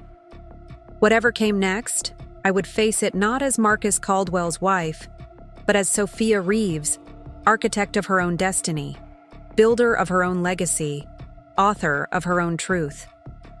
The Wellington property felt like a sanctuary after the clinical atmosphere of the crime scene. Nestled on a quiet street in the West Village, the historic brownstone retained its 19th century charm while incorporating state-of-the-art security features I'd had installed years ago. It was my private retreat, purchased through a shell, company before I even met Marcus, a space that had remained untouched by our marriage or his influence. I sank into a wingback chair in the library as Maya set up her equipment at an antique writing desk. Natalie paced by the windows, occasionally peering through the curtains at the unmarked federal vehicle parked across the street. Richard had remained at Caldwell headquarters, coordinating with the legal team and security personnel. "The transfer is still moving," Maya reported, eyes fixed on her laptop screen. "They're routing it through a series of offshore accounts. Cayman Islands, Singapore, Malta. Textbook money laundering pattern." "And our tracking markers are still embedded?" I confirmed. She nodded. "Invisible to standard detection methods. Unless they completely break down the funds into microtransactions, we'll be able to follow the final destination." Agent Carter had stationed 2 agents in a guest apartment on the ground floor, respecting my insistence on maintaining some separation between federal operations and my private security measures. Our arrangement was tenuous, based on mutual necessity rather than complete trust. "Phillips's death changes everything," Natalie said, finally sitting on the edge of a leather sofa. "This isn't just financial crime anymore." "It was never just financial crime," I replied quietly. "Money laundering at this scale always involves violence. It's just usually kept at a distance from the legitimate business front." My phone buzzed with a message from Richard. "Executive interviews complete. 7 cleared, 3 detained. For federal questioning, 5 inconclusive. Implementing restricted access protocols for all financial systems." I relayed this update to the others, then checked the secure messaging platform where Agent Carter provided status reports. Nothing new since the crime scene update an hour ago. "We should rest," I suggested, noting the exhaustion evident in both women's faces. "Take shifts. Tomorrow will require clear thinking." Natalie looked skeptical. "You expect to sleep after what just happened?" "No," I admitted. "But I expect to function, which means at least attempting to rest." "Maya, you first. There's a guest room upstairs. Natalie and I will monitor communications." After Maya reluctantly headed upstairs, Natalie moved to sit across from me. In the soft lamplight, the stress of the past 48 hours was etched clearly on her face. "When does this end, Sophia?" she asked. "What's the end game here?" It was a fair question, one I'd been asking myself since receiving Marcus's flash drive. What did victory look like in a situation this complex? "The immediate goal is stopping Meridian's operation and securing Caldwell's legitimate assets," I replied. "Beyond that..." I sighed. "I don't know. Rebuilding what can be salvaged, creating something better from what remains." "And Marcus?" I turned the silver letter opener between my fingers, watching the light play across its polished surface. "If he's alive, he faces the consequences of his actions, legal and otherwise. If not..." The thought still produced a strange, hollow feeling. "If not, then justice takes a different form." Natalie studied me with concern. "This isn't what you wanted when you confronted him about the affair and his plans to divorce you." "No," I agreed. "I wanted accountability, not bloodshed." I wanted him to recognize what he was throwing away, not uncover an international criminal. Conspiracy. I set the letter opener aside. But we don't always get to choose the shape of truth once we start looking for it. My phone buzzed again. Another message from Richard. Building security reports unusual activity at Marcus's club. Someone matching his description seen entering through service entrance 30 minutes ago. I straightened, immediately alert. Marcus has been spotted. Where? Natalie asked, moving to read over my shoulder. The Kensington Club. It's a private membership establishment in Midtown. Marcus has kept a suite there for years. I was already typing a response to Richard. Alert federal team, but no direct action. Surveillance only. I'm on my way. You can't seriously be thinking of going there, Natalie protested. If Marcus is cornered, he's dangerous. If Meridian has him, it's a trap. Or he's made a calculated risk to access resources he kept, separate from both Caldwell and our marriage, I countered, already moving toward the closet where I kept a change of clothes. Resources that might help us understand the full scope of Meridian's operation. At least take the federal agents, she argued. I shook my head. Their presence would alert everyone in a 2-block radius. The Kensington guards are famously discreet, but they gossip amongst themselves. If I go alone, as Marcus's wife concerned about his welfare, I can move more freely. Natalie recognized the determination in my voice and shifted to practical matters. You'll need to change your appearance. After today's events, you might be recognized. She was right. The confrontation at Caldwell headquarters had transformed me from background figure to central player. The financial press would be running my photo alongside coverage of the company's upheaval.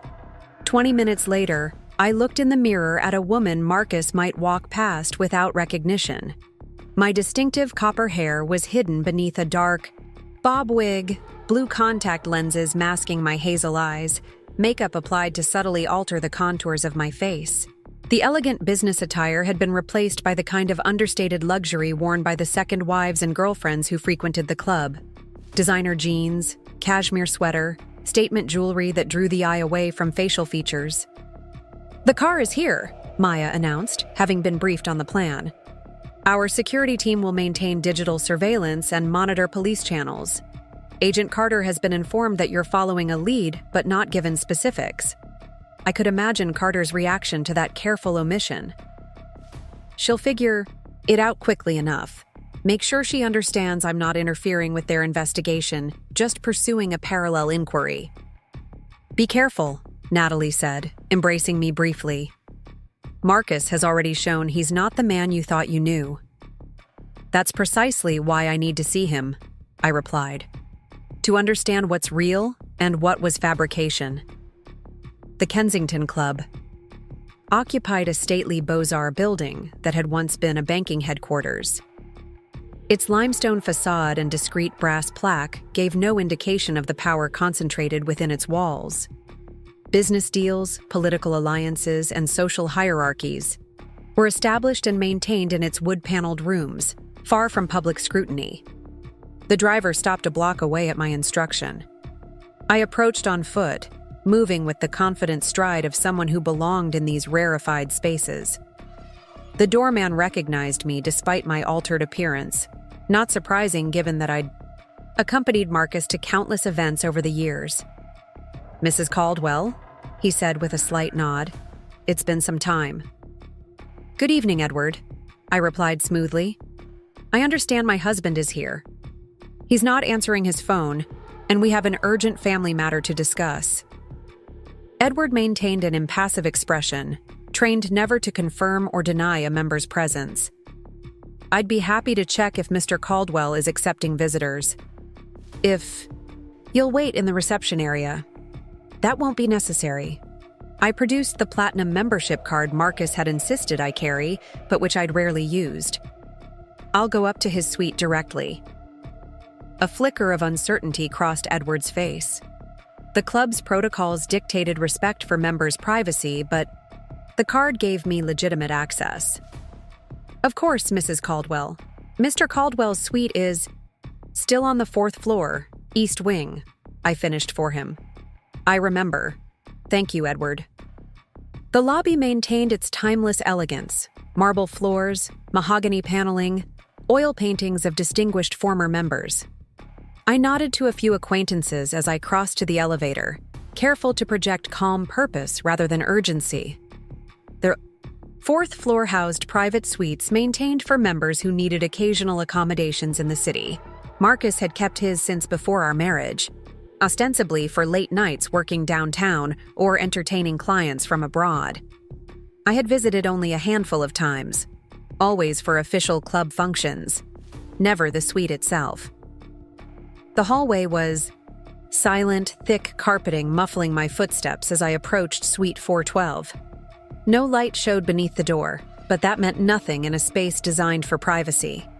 I hesitated, then knocked softly. 3 quick taps, our old signal from early in our relationship. No response. I tried again, slightly louder. Still nothing. Making a swift decision, I reached into my clutch for the key card I'd taken from Marcus's desk during my last visit to the penthouse.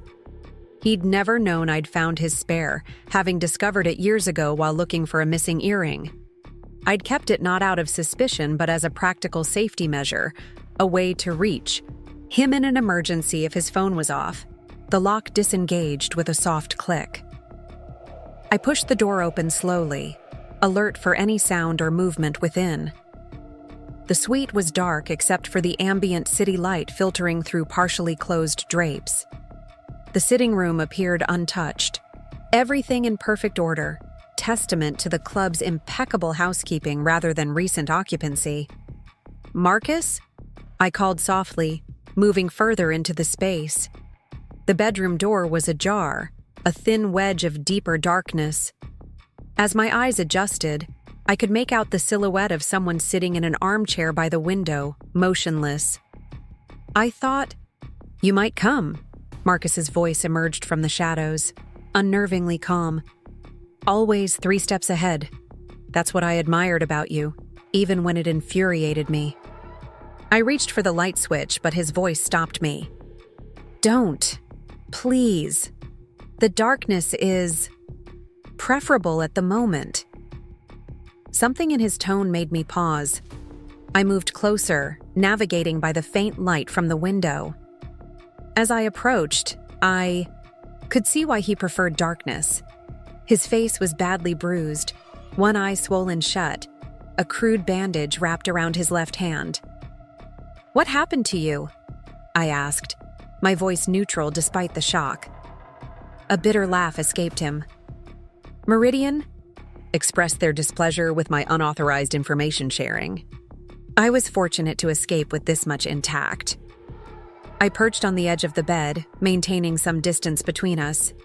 "How did you get away?" "An old contingency plan, one I hoped never to need." He shifted slightly, wincing with the movement. "They intercepted the flight, as you've probably deduced. Diverted to a private airfield upstate. I managed to activate an emergency protocol during the transfer to their facility." "And you came here rather than leaving the country? Why?" Marcus was silent for a moment, his breathing slightly labored.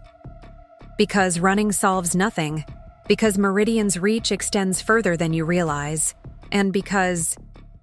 He hesitated. "Because I owed you the truth. All of it." "The flash drive wasn't everything," I surmised. "No. It was substantial but carefully curated. Enough to bring down certain operations while protecting others. Enough to appear comprehensive without actually being so. I absorbed this without surprise." Even in apparent confession, Marcus had maintained strategic control. "And the full truth? You're offering that now?" He leaned forward slightly, entering a shaft of streetlight that illuminated his damaged face. The confident, polished executive was gone, replaced by a man hollowed out by fear and regret. "Meridian isn't just a criminal organization using Caldwell for money laundering," he said quietly. "It's a front for something larger, more pervasive. Intelligence operations disguised as financial crimes. Data gathering through property developments. Strategic positioning in urban infrastructure. I felt a chill despite the room's warmth. You're suggesting what? That Meridian is a foreign intelligence operation? Not foreign, domestic, or rather, a private enterprise with deep connections to certain agencies that operate beyond conventional oversight. He reached for a glass of water on the side table, his movements stiff. I didn't know at first. By the time I understood what I'd become involved with, extrication seemed impossible. So you continued facilitating their operations, I concluded, even after understanding their true nature. I tried to compartmentalize, to isolate their activities within specific projects, away from the company's core work. His voice hardened slightly. I'm not asking for absolution, Sophia, just understanding that the situation was more complex than simple greed or ethical failure. And Vanessa? Where does she fit into this narrative? A shadow crossed his face. Vanessa was my handler, though I didn't realize it initially. Placed within the company to monitor and direct my cooperation. The affair. He looked away. Both genuine and manufactured. A calculated vulnerability they could exploit. The calculated manipulation was breathtaking in its completeness. They had identified Marcus's weaknesses, his ego, his susceptibility to female attention, his need for admiration, and deployed the perfect asset to control him. And the divorce plans? The attempt to cut me out of the company? Was that their idea or yours? His silence was answer enough. They saw me as a liability, I realized. An unknown variable who maintained separate financial interests and might eventually notice discrepancies. They wanted you marginalized, not eliminated, Marcus clarified.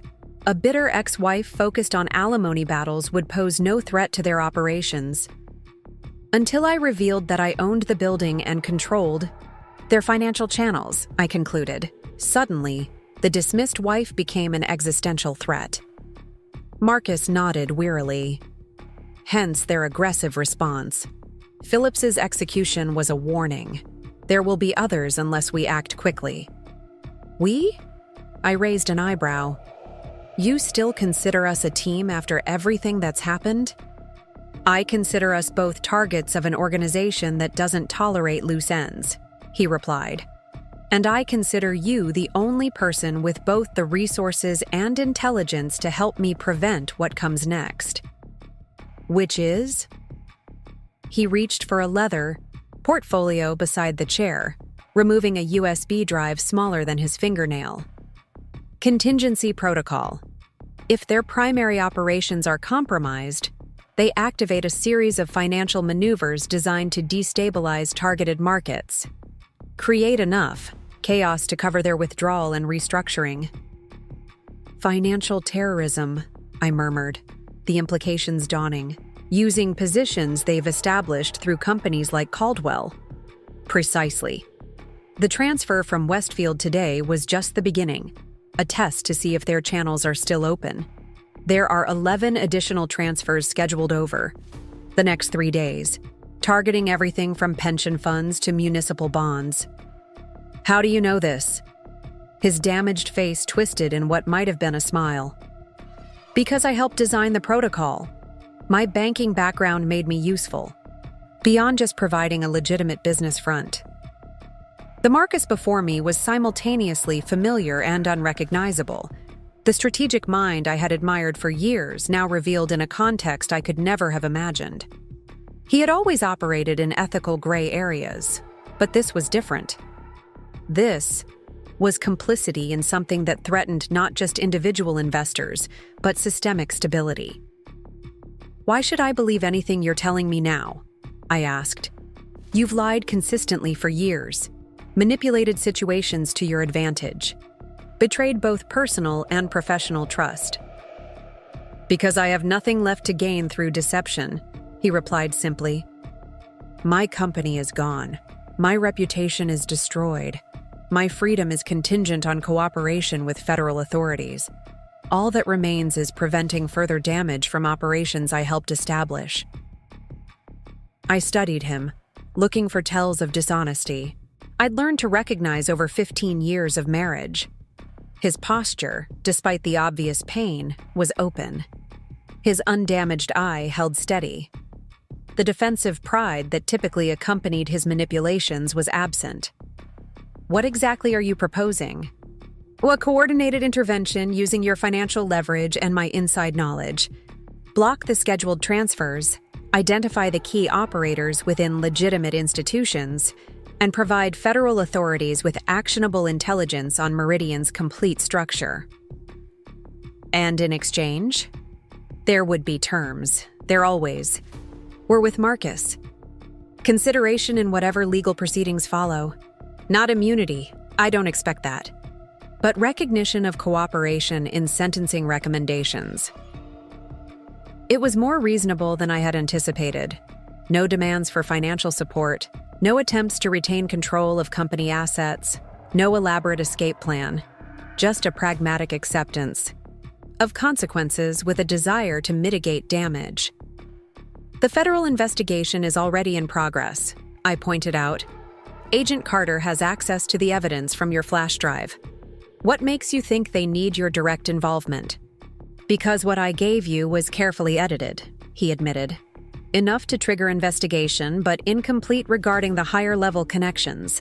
Without the full context, they'll dismantle some operations but miss the underlying structure. I considered our options. Working with Marcus meant accepting potential manipulation, trusting someone who had systematically betrayed that trust for years. Not working with him meant proceeding with incomplete information against an adversary whose reach and resources were still largely unknown. I'll need to verify whatever you provide before taking action, I said finally. And Agent Carter needs to be involved. No separate arrangements. He nodded, clearly having expected these conditions. Of course, but there's a timing issue. The next transfer is scheduled for 3 a.m., a movement of funds from the Caldwell pension account to a series of international destinations. The authorization is already in the system, bypassing normal controls. I checked my watch, just after midnight. If he was telling the truth, we had less than 3 hours to prevent the first in a series of destabilizing financial maneuvers. Then we need to move now, I decided, retrieving my phone. I'll contact Maya to implement a digital countermeasure while we return to the Wellington property to brief Agent Carter. Marcus struggled to stand, his injuries clearly more extensive than just what was visible on his face. There's a private exit through the service corridor, less visible than the main entrance. As he reached for his jacket, I noticed the careful way he held his ribcage, suggesting broken or cracked ribs beneath his shirt. Meridian's displeasure had been expressed thoroughly. "Can you walk unassisted?" I asked, practical concerns overriding any lingering anger. "If necessary," he replied with grim determination, though I wouldn't object to support for the longer distances. I sent quick messages to both Maya and Natalie, outlining the situation without detail. Then I moved to Marcus's side, allowing him to lean on me slightly as we made our way to the door. "For what it's worth," he said quietly as I checked the hallway.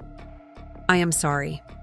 Not just for the criminal activities, but for losing sight of what we could have been together, for underestimating you so profoundly."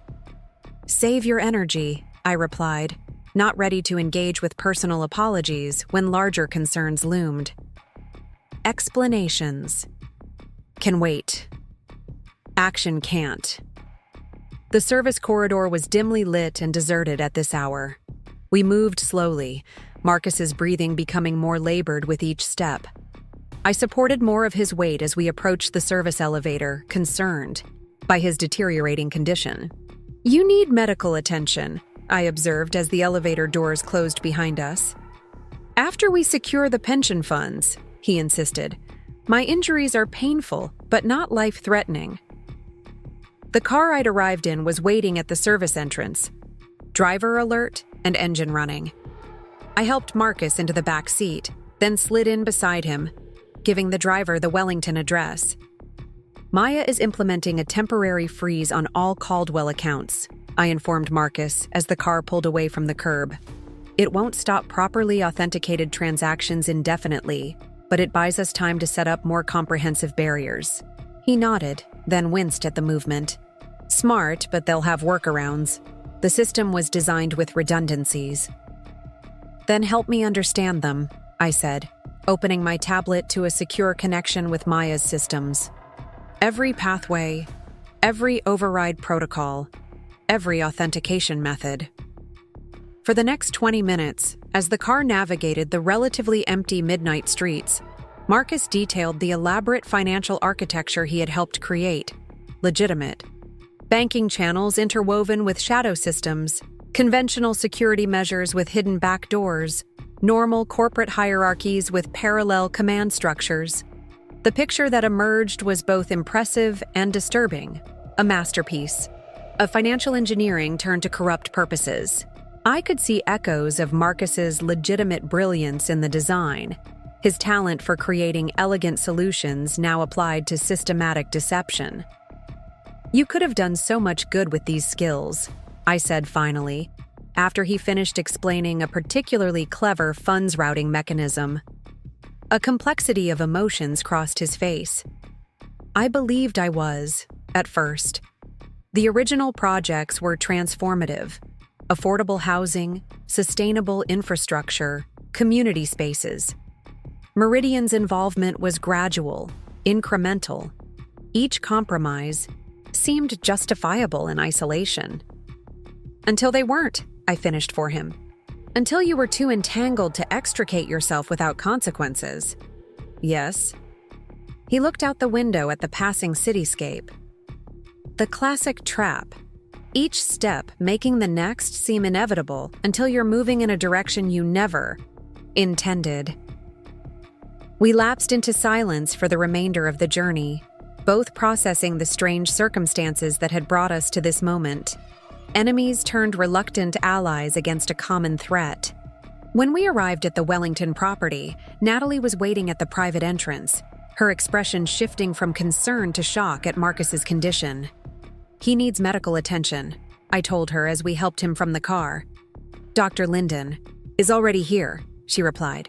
Maya called him after your message. Agent Carter is not pleased about the unauthorized operation. I expected as much, I acknowledged. Where is she? Command center we set up in the library. Maya's briefing her on the pension fund situation. Marcus stumbled slightly on the steps, his strength clearly fading. I need to speak with Carter immediately.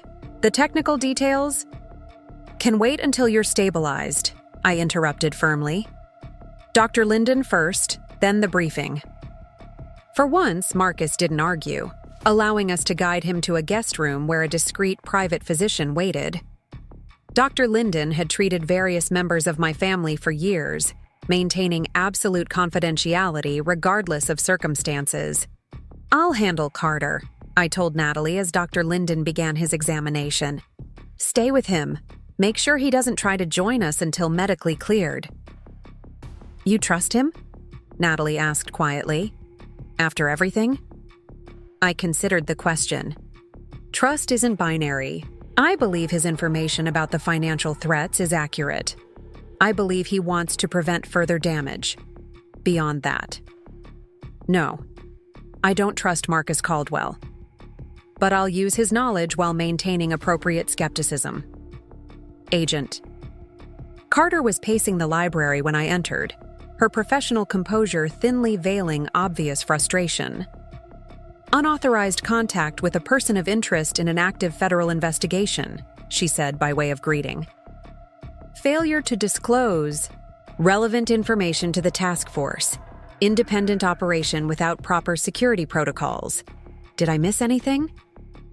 Preventing the imminent theft of over $40 million from employee pension accounts, I replied calmly. Securing cooperation from a key witness with insider knowledge of Meridian's operations. Identifying a coordinated financial attack, scheduled to begin in less than 2 hours. Carter stopped pacing, fixing me with an evaluative stare. Maya briefed me on the technical aspects. What I need from you is an explanation of why you felt it necessary to act independently rather than working through established channels. Because time was critical, and because the information about Marcus's location came through my private security network, not federal sources, I explained. I made a tactical decision based on immediate circumstances, with the intention of bringing everything back within the joint operation framework as quickly as possible. It wasn't a complete answer, but it was truthful as far as it went. I had also harbored doubts about potential Meridian connections within law enforcement. Doubts that seemed increasingly justified given what Marcus had revealed about domestic intelligence involvement. Carter seemed to sense the omission, but chose not to press further. Where is Caldwell now? Receiving medical attention. He was severely beaten, presumably by Meridian operatives after his attempted departure was intercepted. Once stabilized, he'll provide a full briefing on the scheduled financial operations and Meridian's complete organizational structure. And you believe his information is reliable? Her skepticism was warranted. I believe it's verifiable, I clarified. His own legal exposure creates strong incentive for cooperation, and the technical details he's provided align with anomalies my team has already identified in the financial systems. Carter nodded thoughtfully. Maya's implementing countermeasures for the pension fund transfer. What about the other scheduled operations Caldwell mentioned? We're still gathering details, but they appear to target multiple financial sectors: municipal bonds, real estate trusts, corporate acquisitions, each relatively modest in isolation, but potentially destabilizing when executed in rapid sequence. A financial cascade effect, Carter concluded, create enough simultaneous disruptions that regulatory systems can't respond effectively. Precisely, and in the resulting confusion, Meridian's principals can extract their core assets and disappear before connections are fully mapped. Our conversation was interrupted by Maya, who entered with a laptop displaying real-time monitoring of the Caldwell systems. We've secured the pension accounts, she reported, but there's increased activity in several secondary systems. Someone's testing our countermeasures, probing for weaknesses. Meridian's technical team, I surmised, likely located off-site, maybe even offshore. How much time do we have before they find a workaround? Carter asked. Maya's expression was grim. Hours at most. They're good, adaptive, persistent, using sophisticated masking techniques to conceal their approach vectors. The library. Door opened again, this time revealing Marcus supported by Natalie. Dr. Linden hovered behind them, clearly disapproving of his patient's mobility. 3 compound rib fractures, possible minor concussion, extensive soft tissue damage, the doctor reported tersely. He should be in a hospital, not walking around. Later, Marcus said, his voice stronger than his appearance suggested. Right. Now, we need to lock down the Goldman Municipal Bond Fund. It's their secondary target if the pension transfer fails. Carter moved to help him to a chair. Despite her earlier confrontational stance, her handling of the injured man was careful, professional. Mr. Caldwell, she said once he was seated. I'm Special Agent Diana Carter, FBI Financial Crimes Division. I need to advise you that anything you say can be used in subsequent legal proceedings. Marcus nodded. Understood, and I'll provide a formal statement later. But right now, we have approximately... He checked the ornate clock on the mantel. 97 minutes before the bond fund manipulation begins. It's more complex than the pension transfer, involving simultaneous short positions and artificial yield distortion. As he began detailing the technical aspects of the operation, I watched the strange tableau we created. Federal agent, cybersecurity specialist, corporate attorney, and estranged spouses, unified temporarily against a common threat. The personal. Reckonings would come later. The legal consequences would be sorted in courtrooms and settlement conferences. For now, there was only the immediate challenge of thwarting financial maneuvers designed to create maximum disruption. Maya moved to a secondary workstation, her fingers flying across the keyboard as she implemented protective measures based on Marcus's information. Carter spoke quietly into her secure phone, mobilizing federal resources to support our defensive efforts. Natalie coordinated with Richard, who was managing security at Caldwell headquarters. I found myself standing slightly apart, surveying the operational tempo with mixed emotions. This crisis management mode felt familiar. The focused energy, the strategic calculations, the unified purpose. It reminded me of the early days with Marcus, when we had worked together to build something we believed in, before ambition and deception corrupted our shared vision. Marcus caught my eye across the room, a moment of wordless communication passing between us. Despite everything, we still possessed that connection, the ability to read each other's thoughts and glances, to anticipate responses, to function as intellectual counterparts.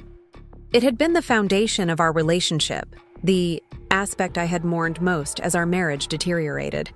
He returned his attention to the technical briefing, but the moment lingered in my awareness. Not nostalgia, not forgiveness, but acknowledgement of what had been real amid so much fabrication. A small truth amid sprawling deception. Dawn was breaking by the time we had secured the most vulnerable financial channels. Marcus had finally succumbed to exhaustion and pain, accepting Dr. Linden's medication and retiring to a guest room under both medical supervision and federal surveillance. Maya continued monitoring system activity, detecting increasingly desperate attempts to bypass our countermeasures. "They know they've lost this round," she observed as we reviewed the latest security logs. "The access patterns have shifted from methodical to erratic. They're taking risks, leaving more traces." "Good," Carter said, pouring another cup of coffee from the service that had been brought in around 5 a.m. "Every digital footprint helps us map their network." I moved to the window, watching as the city awakened to what would appear to be an ordinary day. Stock markets would open, businesses would operate, people would go about their routines, all unaware of the financial assault that had been narrowly averted overnight. "What happens now?" I asked Carter, who had joined me at the window. "We continue dismantling Meridian's operations based on the information you and Caldwell have provided. We protect key financial systems while tracking attempts to access them. We identify and apprehend the principal operators, working from the outside in." "And the higher-level connections Marcus mentioned? The domestic intelligence angle?" Carter's expression remained carefully neutral. "That aspect falls under a different jurisdiction. I've escalated those elements to appropriate channels," which meant internal investigations, carefully controlled, information flow, potential conflicts between agencies with different priorities. The full truth might never emerge into public view, especially if it implicated powerful figures within governmental structures. "Will justice actually be served?" I pressed.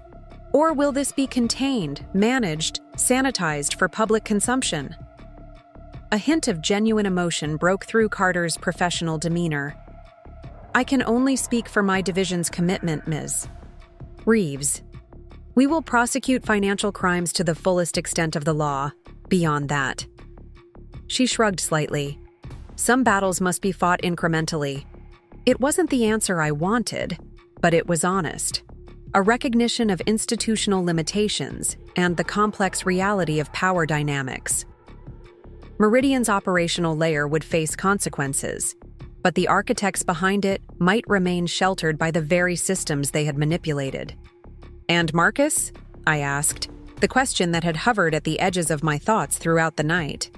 "His cooperation will be noted favorably," Carter replied. "But the extent of his involvement over such a prolonged period means significant legal consequences regardless. The best he can hope for is a reduced sentence." I nodded, having expected as much. Marcus had made his choices, each compromise leading to the next, until he was irrevocably entangled in operations that contradicted every ethical principle he had once claimed to uphold. Yet, as I watched the sunrise illuminate the city, our city, the landscape we had both helped shape in our different ways. I felt a complex emotion that defied simple categorization. Not forgiveness, but something adjacent to it. Not absolution, but recognition of human frailty. Not reconciliation, but acknowledgement of interconnection despite betrayal. "I'd like to speak with him before you transfer him to federal custody," I said. Carter studied me for a moment, then nodded. "Briefly, we'll need to move him to a secure medical facility within the hour." I found Marcus awake despite the medication, staring at the ceiling in the guest room's dim light.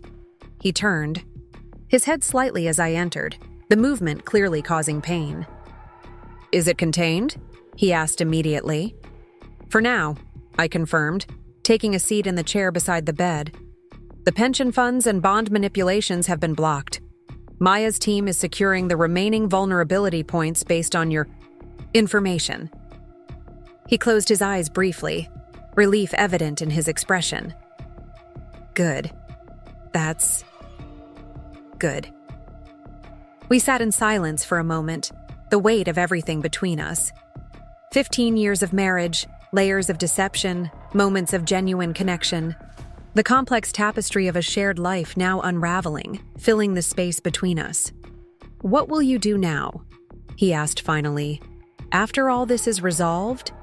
It was a question I'd barely had time to consider amid the crisis management of the past 48 hours.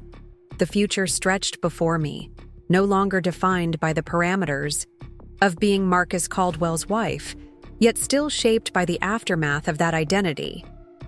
"Rebuild what can be salvaged of Caldwell developments," I said after a moment's reflection. "There are good people there, legitimate projects that deserve completion. Beyond that," I shrugged slightly. "Reclaim my own vision, I suppose. The path I set aside when we married." "You never needed me," Marcus observed quietly. "Not really. I think that's what frightened me most as the years passed. The gradual recognition that you were extraordinary in your own right, not just as an extension of my ambitions."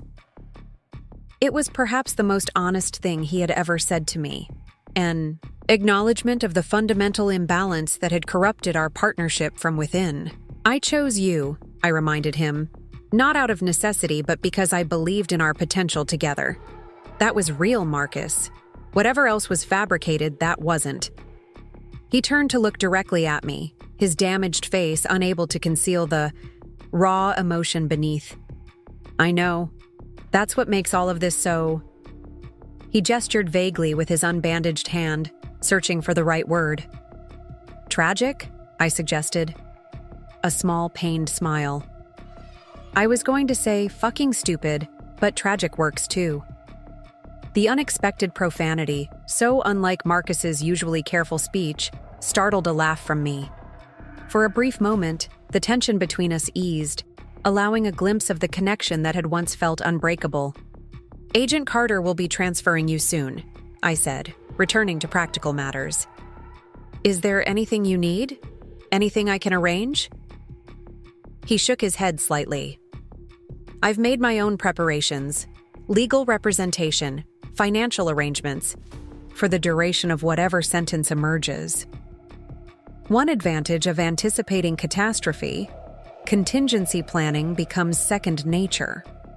Of course he had prepared, even as he hoped to avoid this outcome.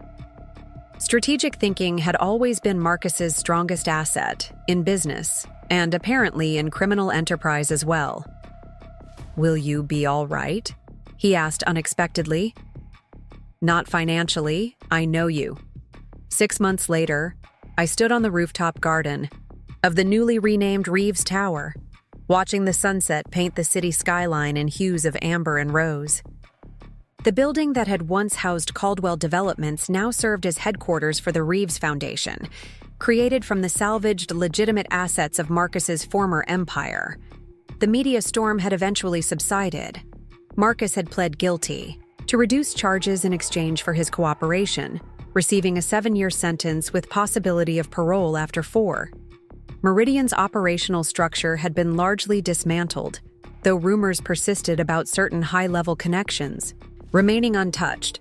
Phillips's murder had been officially attributed to unknown associates of the criminal enterprise, a convenient closure that satisfied public narrative requirements, if not the complete truth.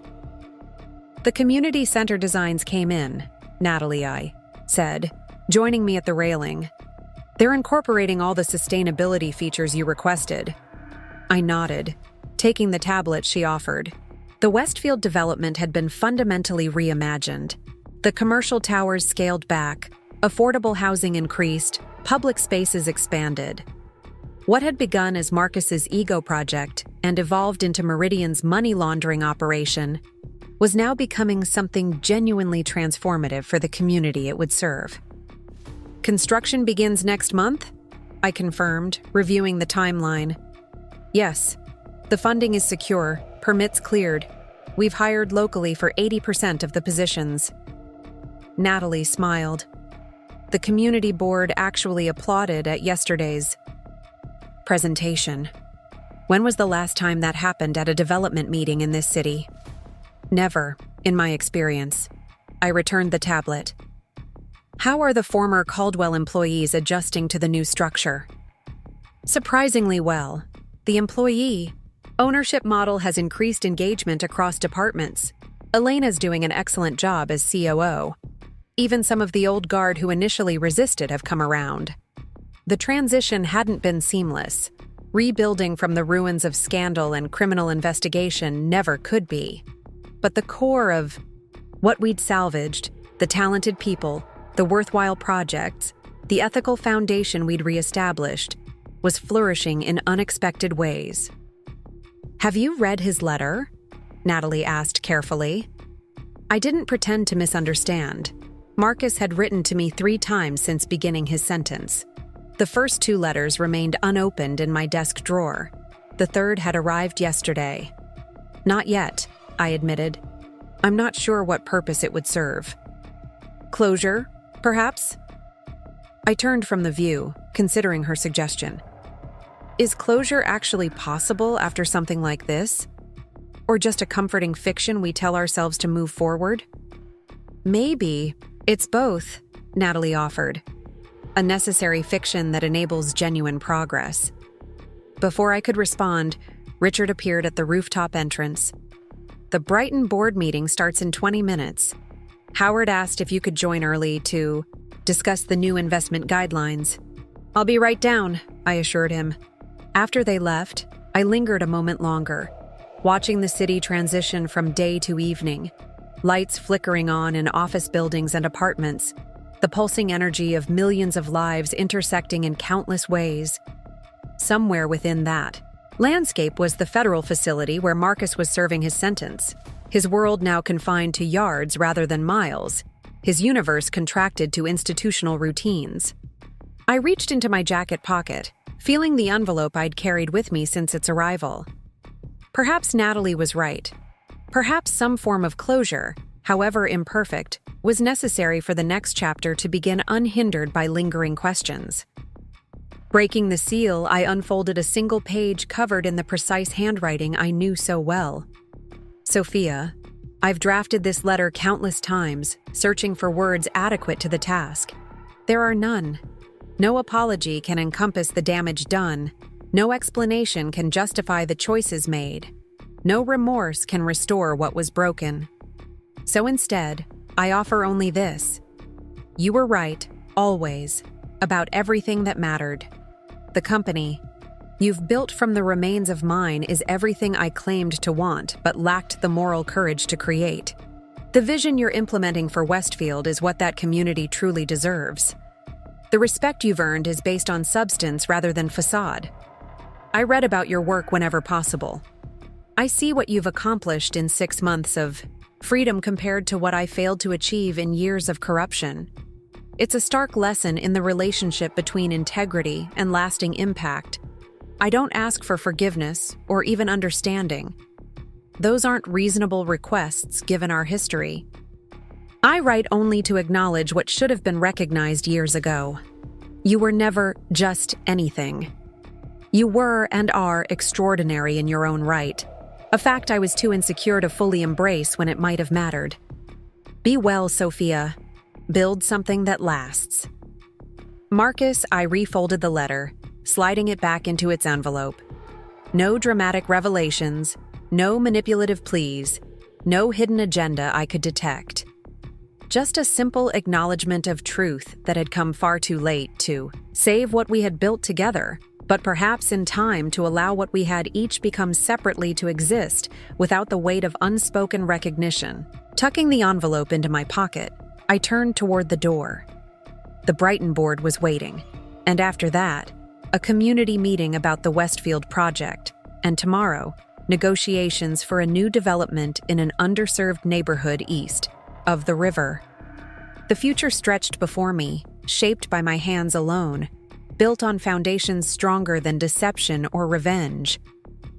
As I left the rooftop, I cast one final glance at the cityscape Marcus and I had once surveyed together as partners, now irrevocably altered by the truth we had each finally embraced. He had been right about one thing. I was building something that would last, something authentic and meaningful. Not a monument to ego or ambition, but a legacy worthy of the journey that had led me here, with all its unexpected turns and revelations. Not just a wife, not merely a victim or victor, but fully myself at last. Up next, you've got 2 more standout stories right on your screen. If this one hit the mark, you won't want to pass these up. Just click and check them out.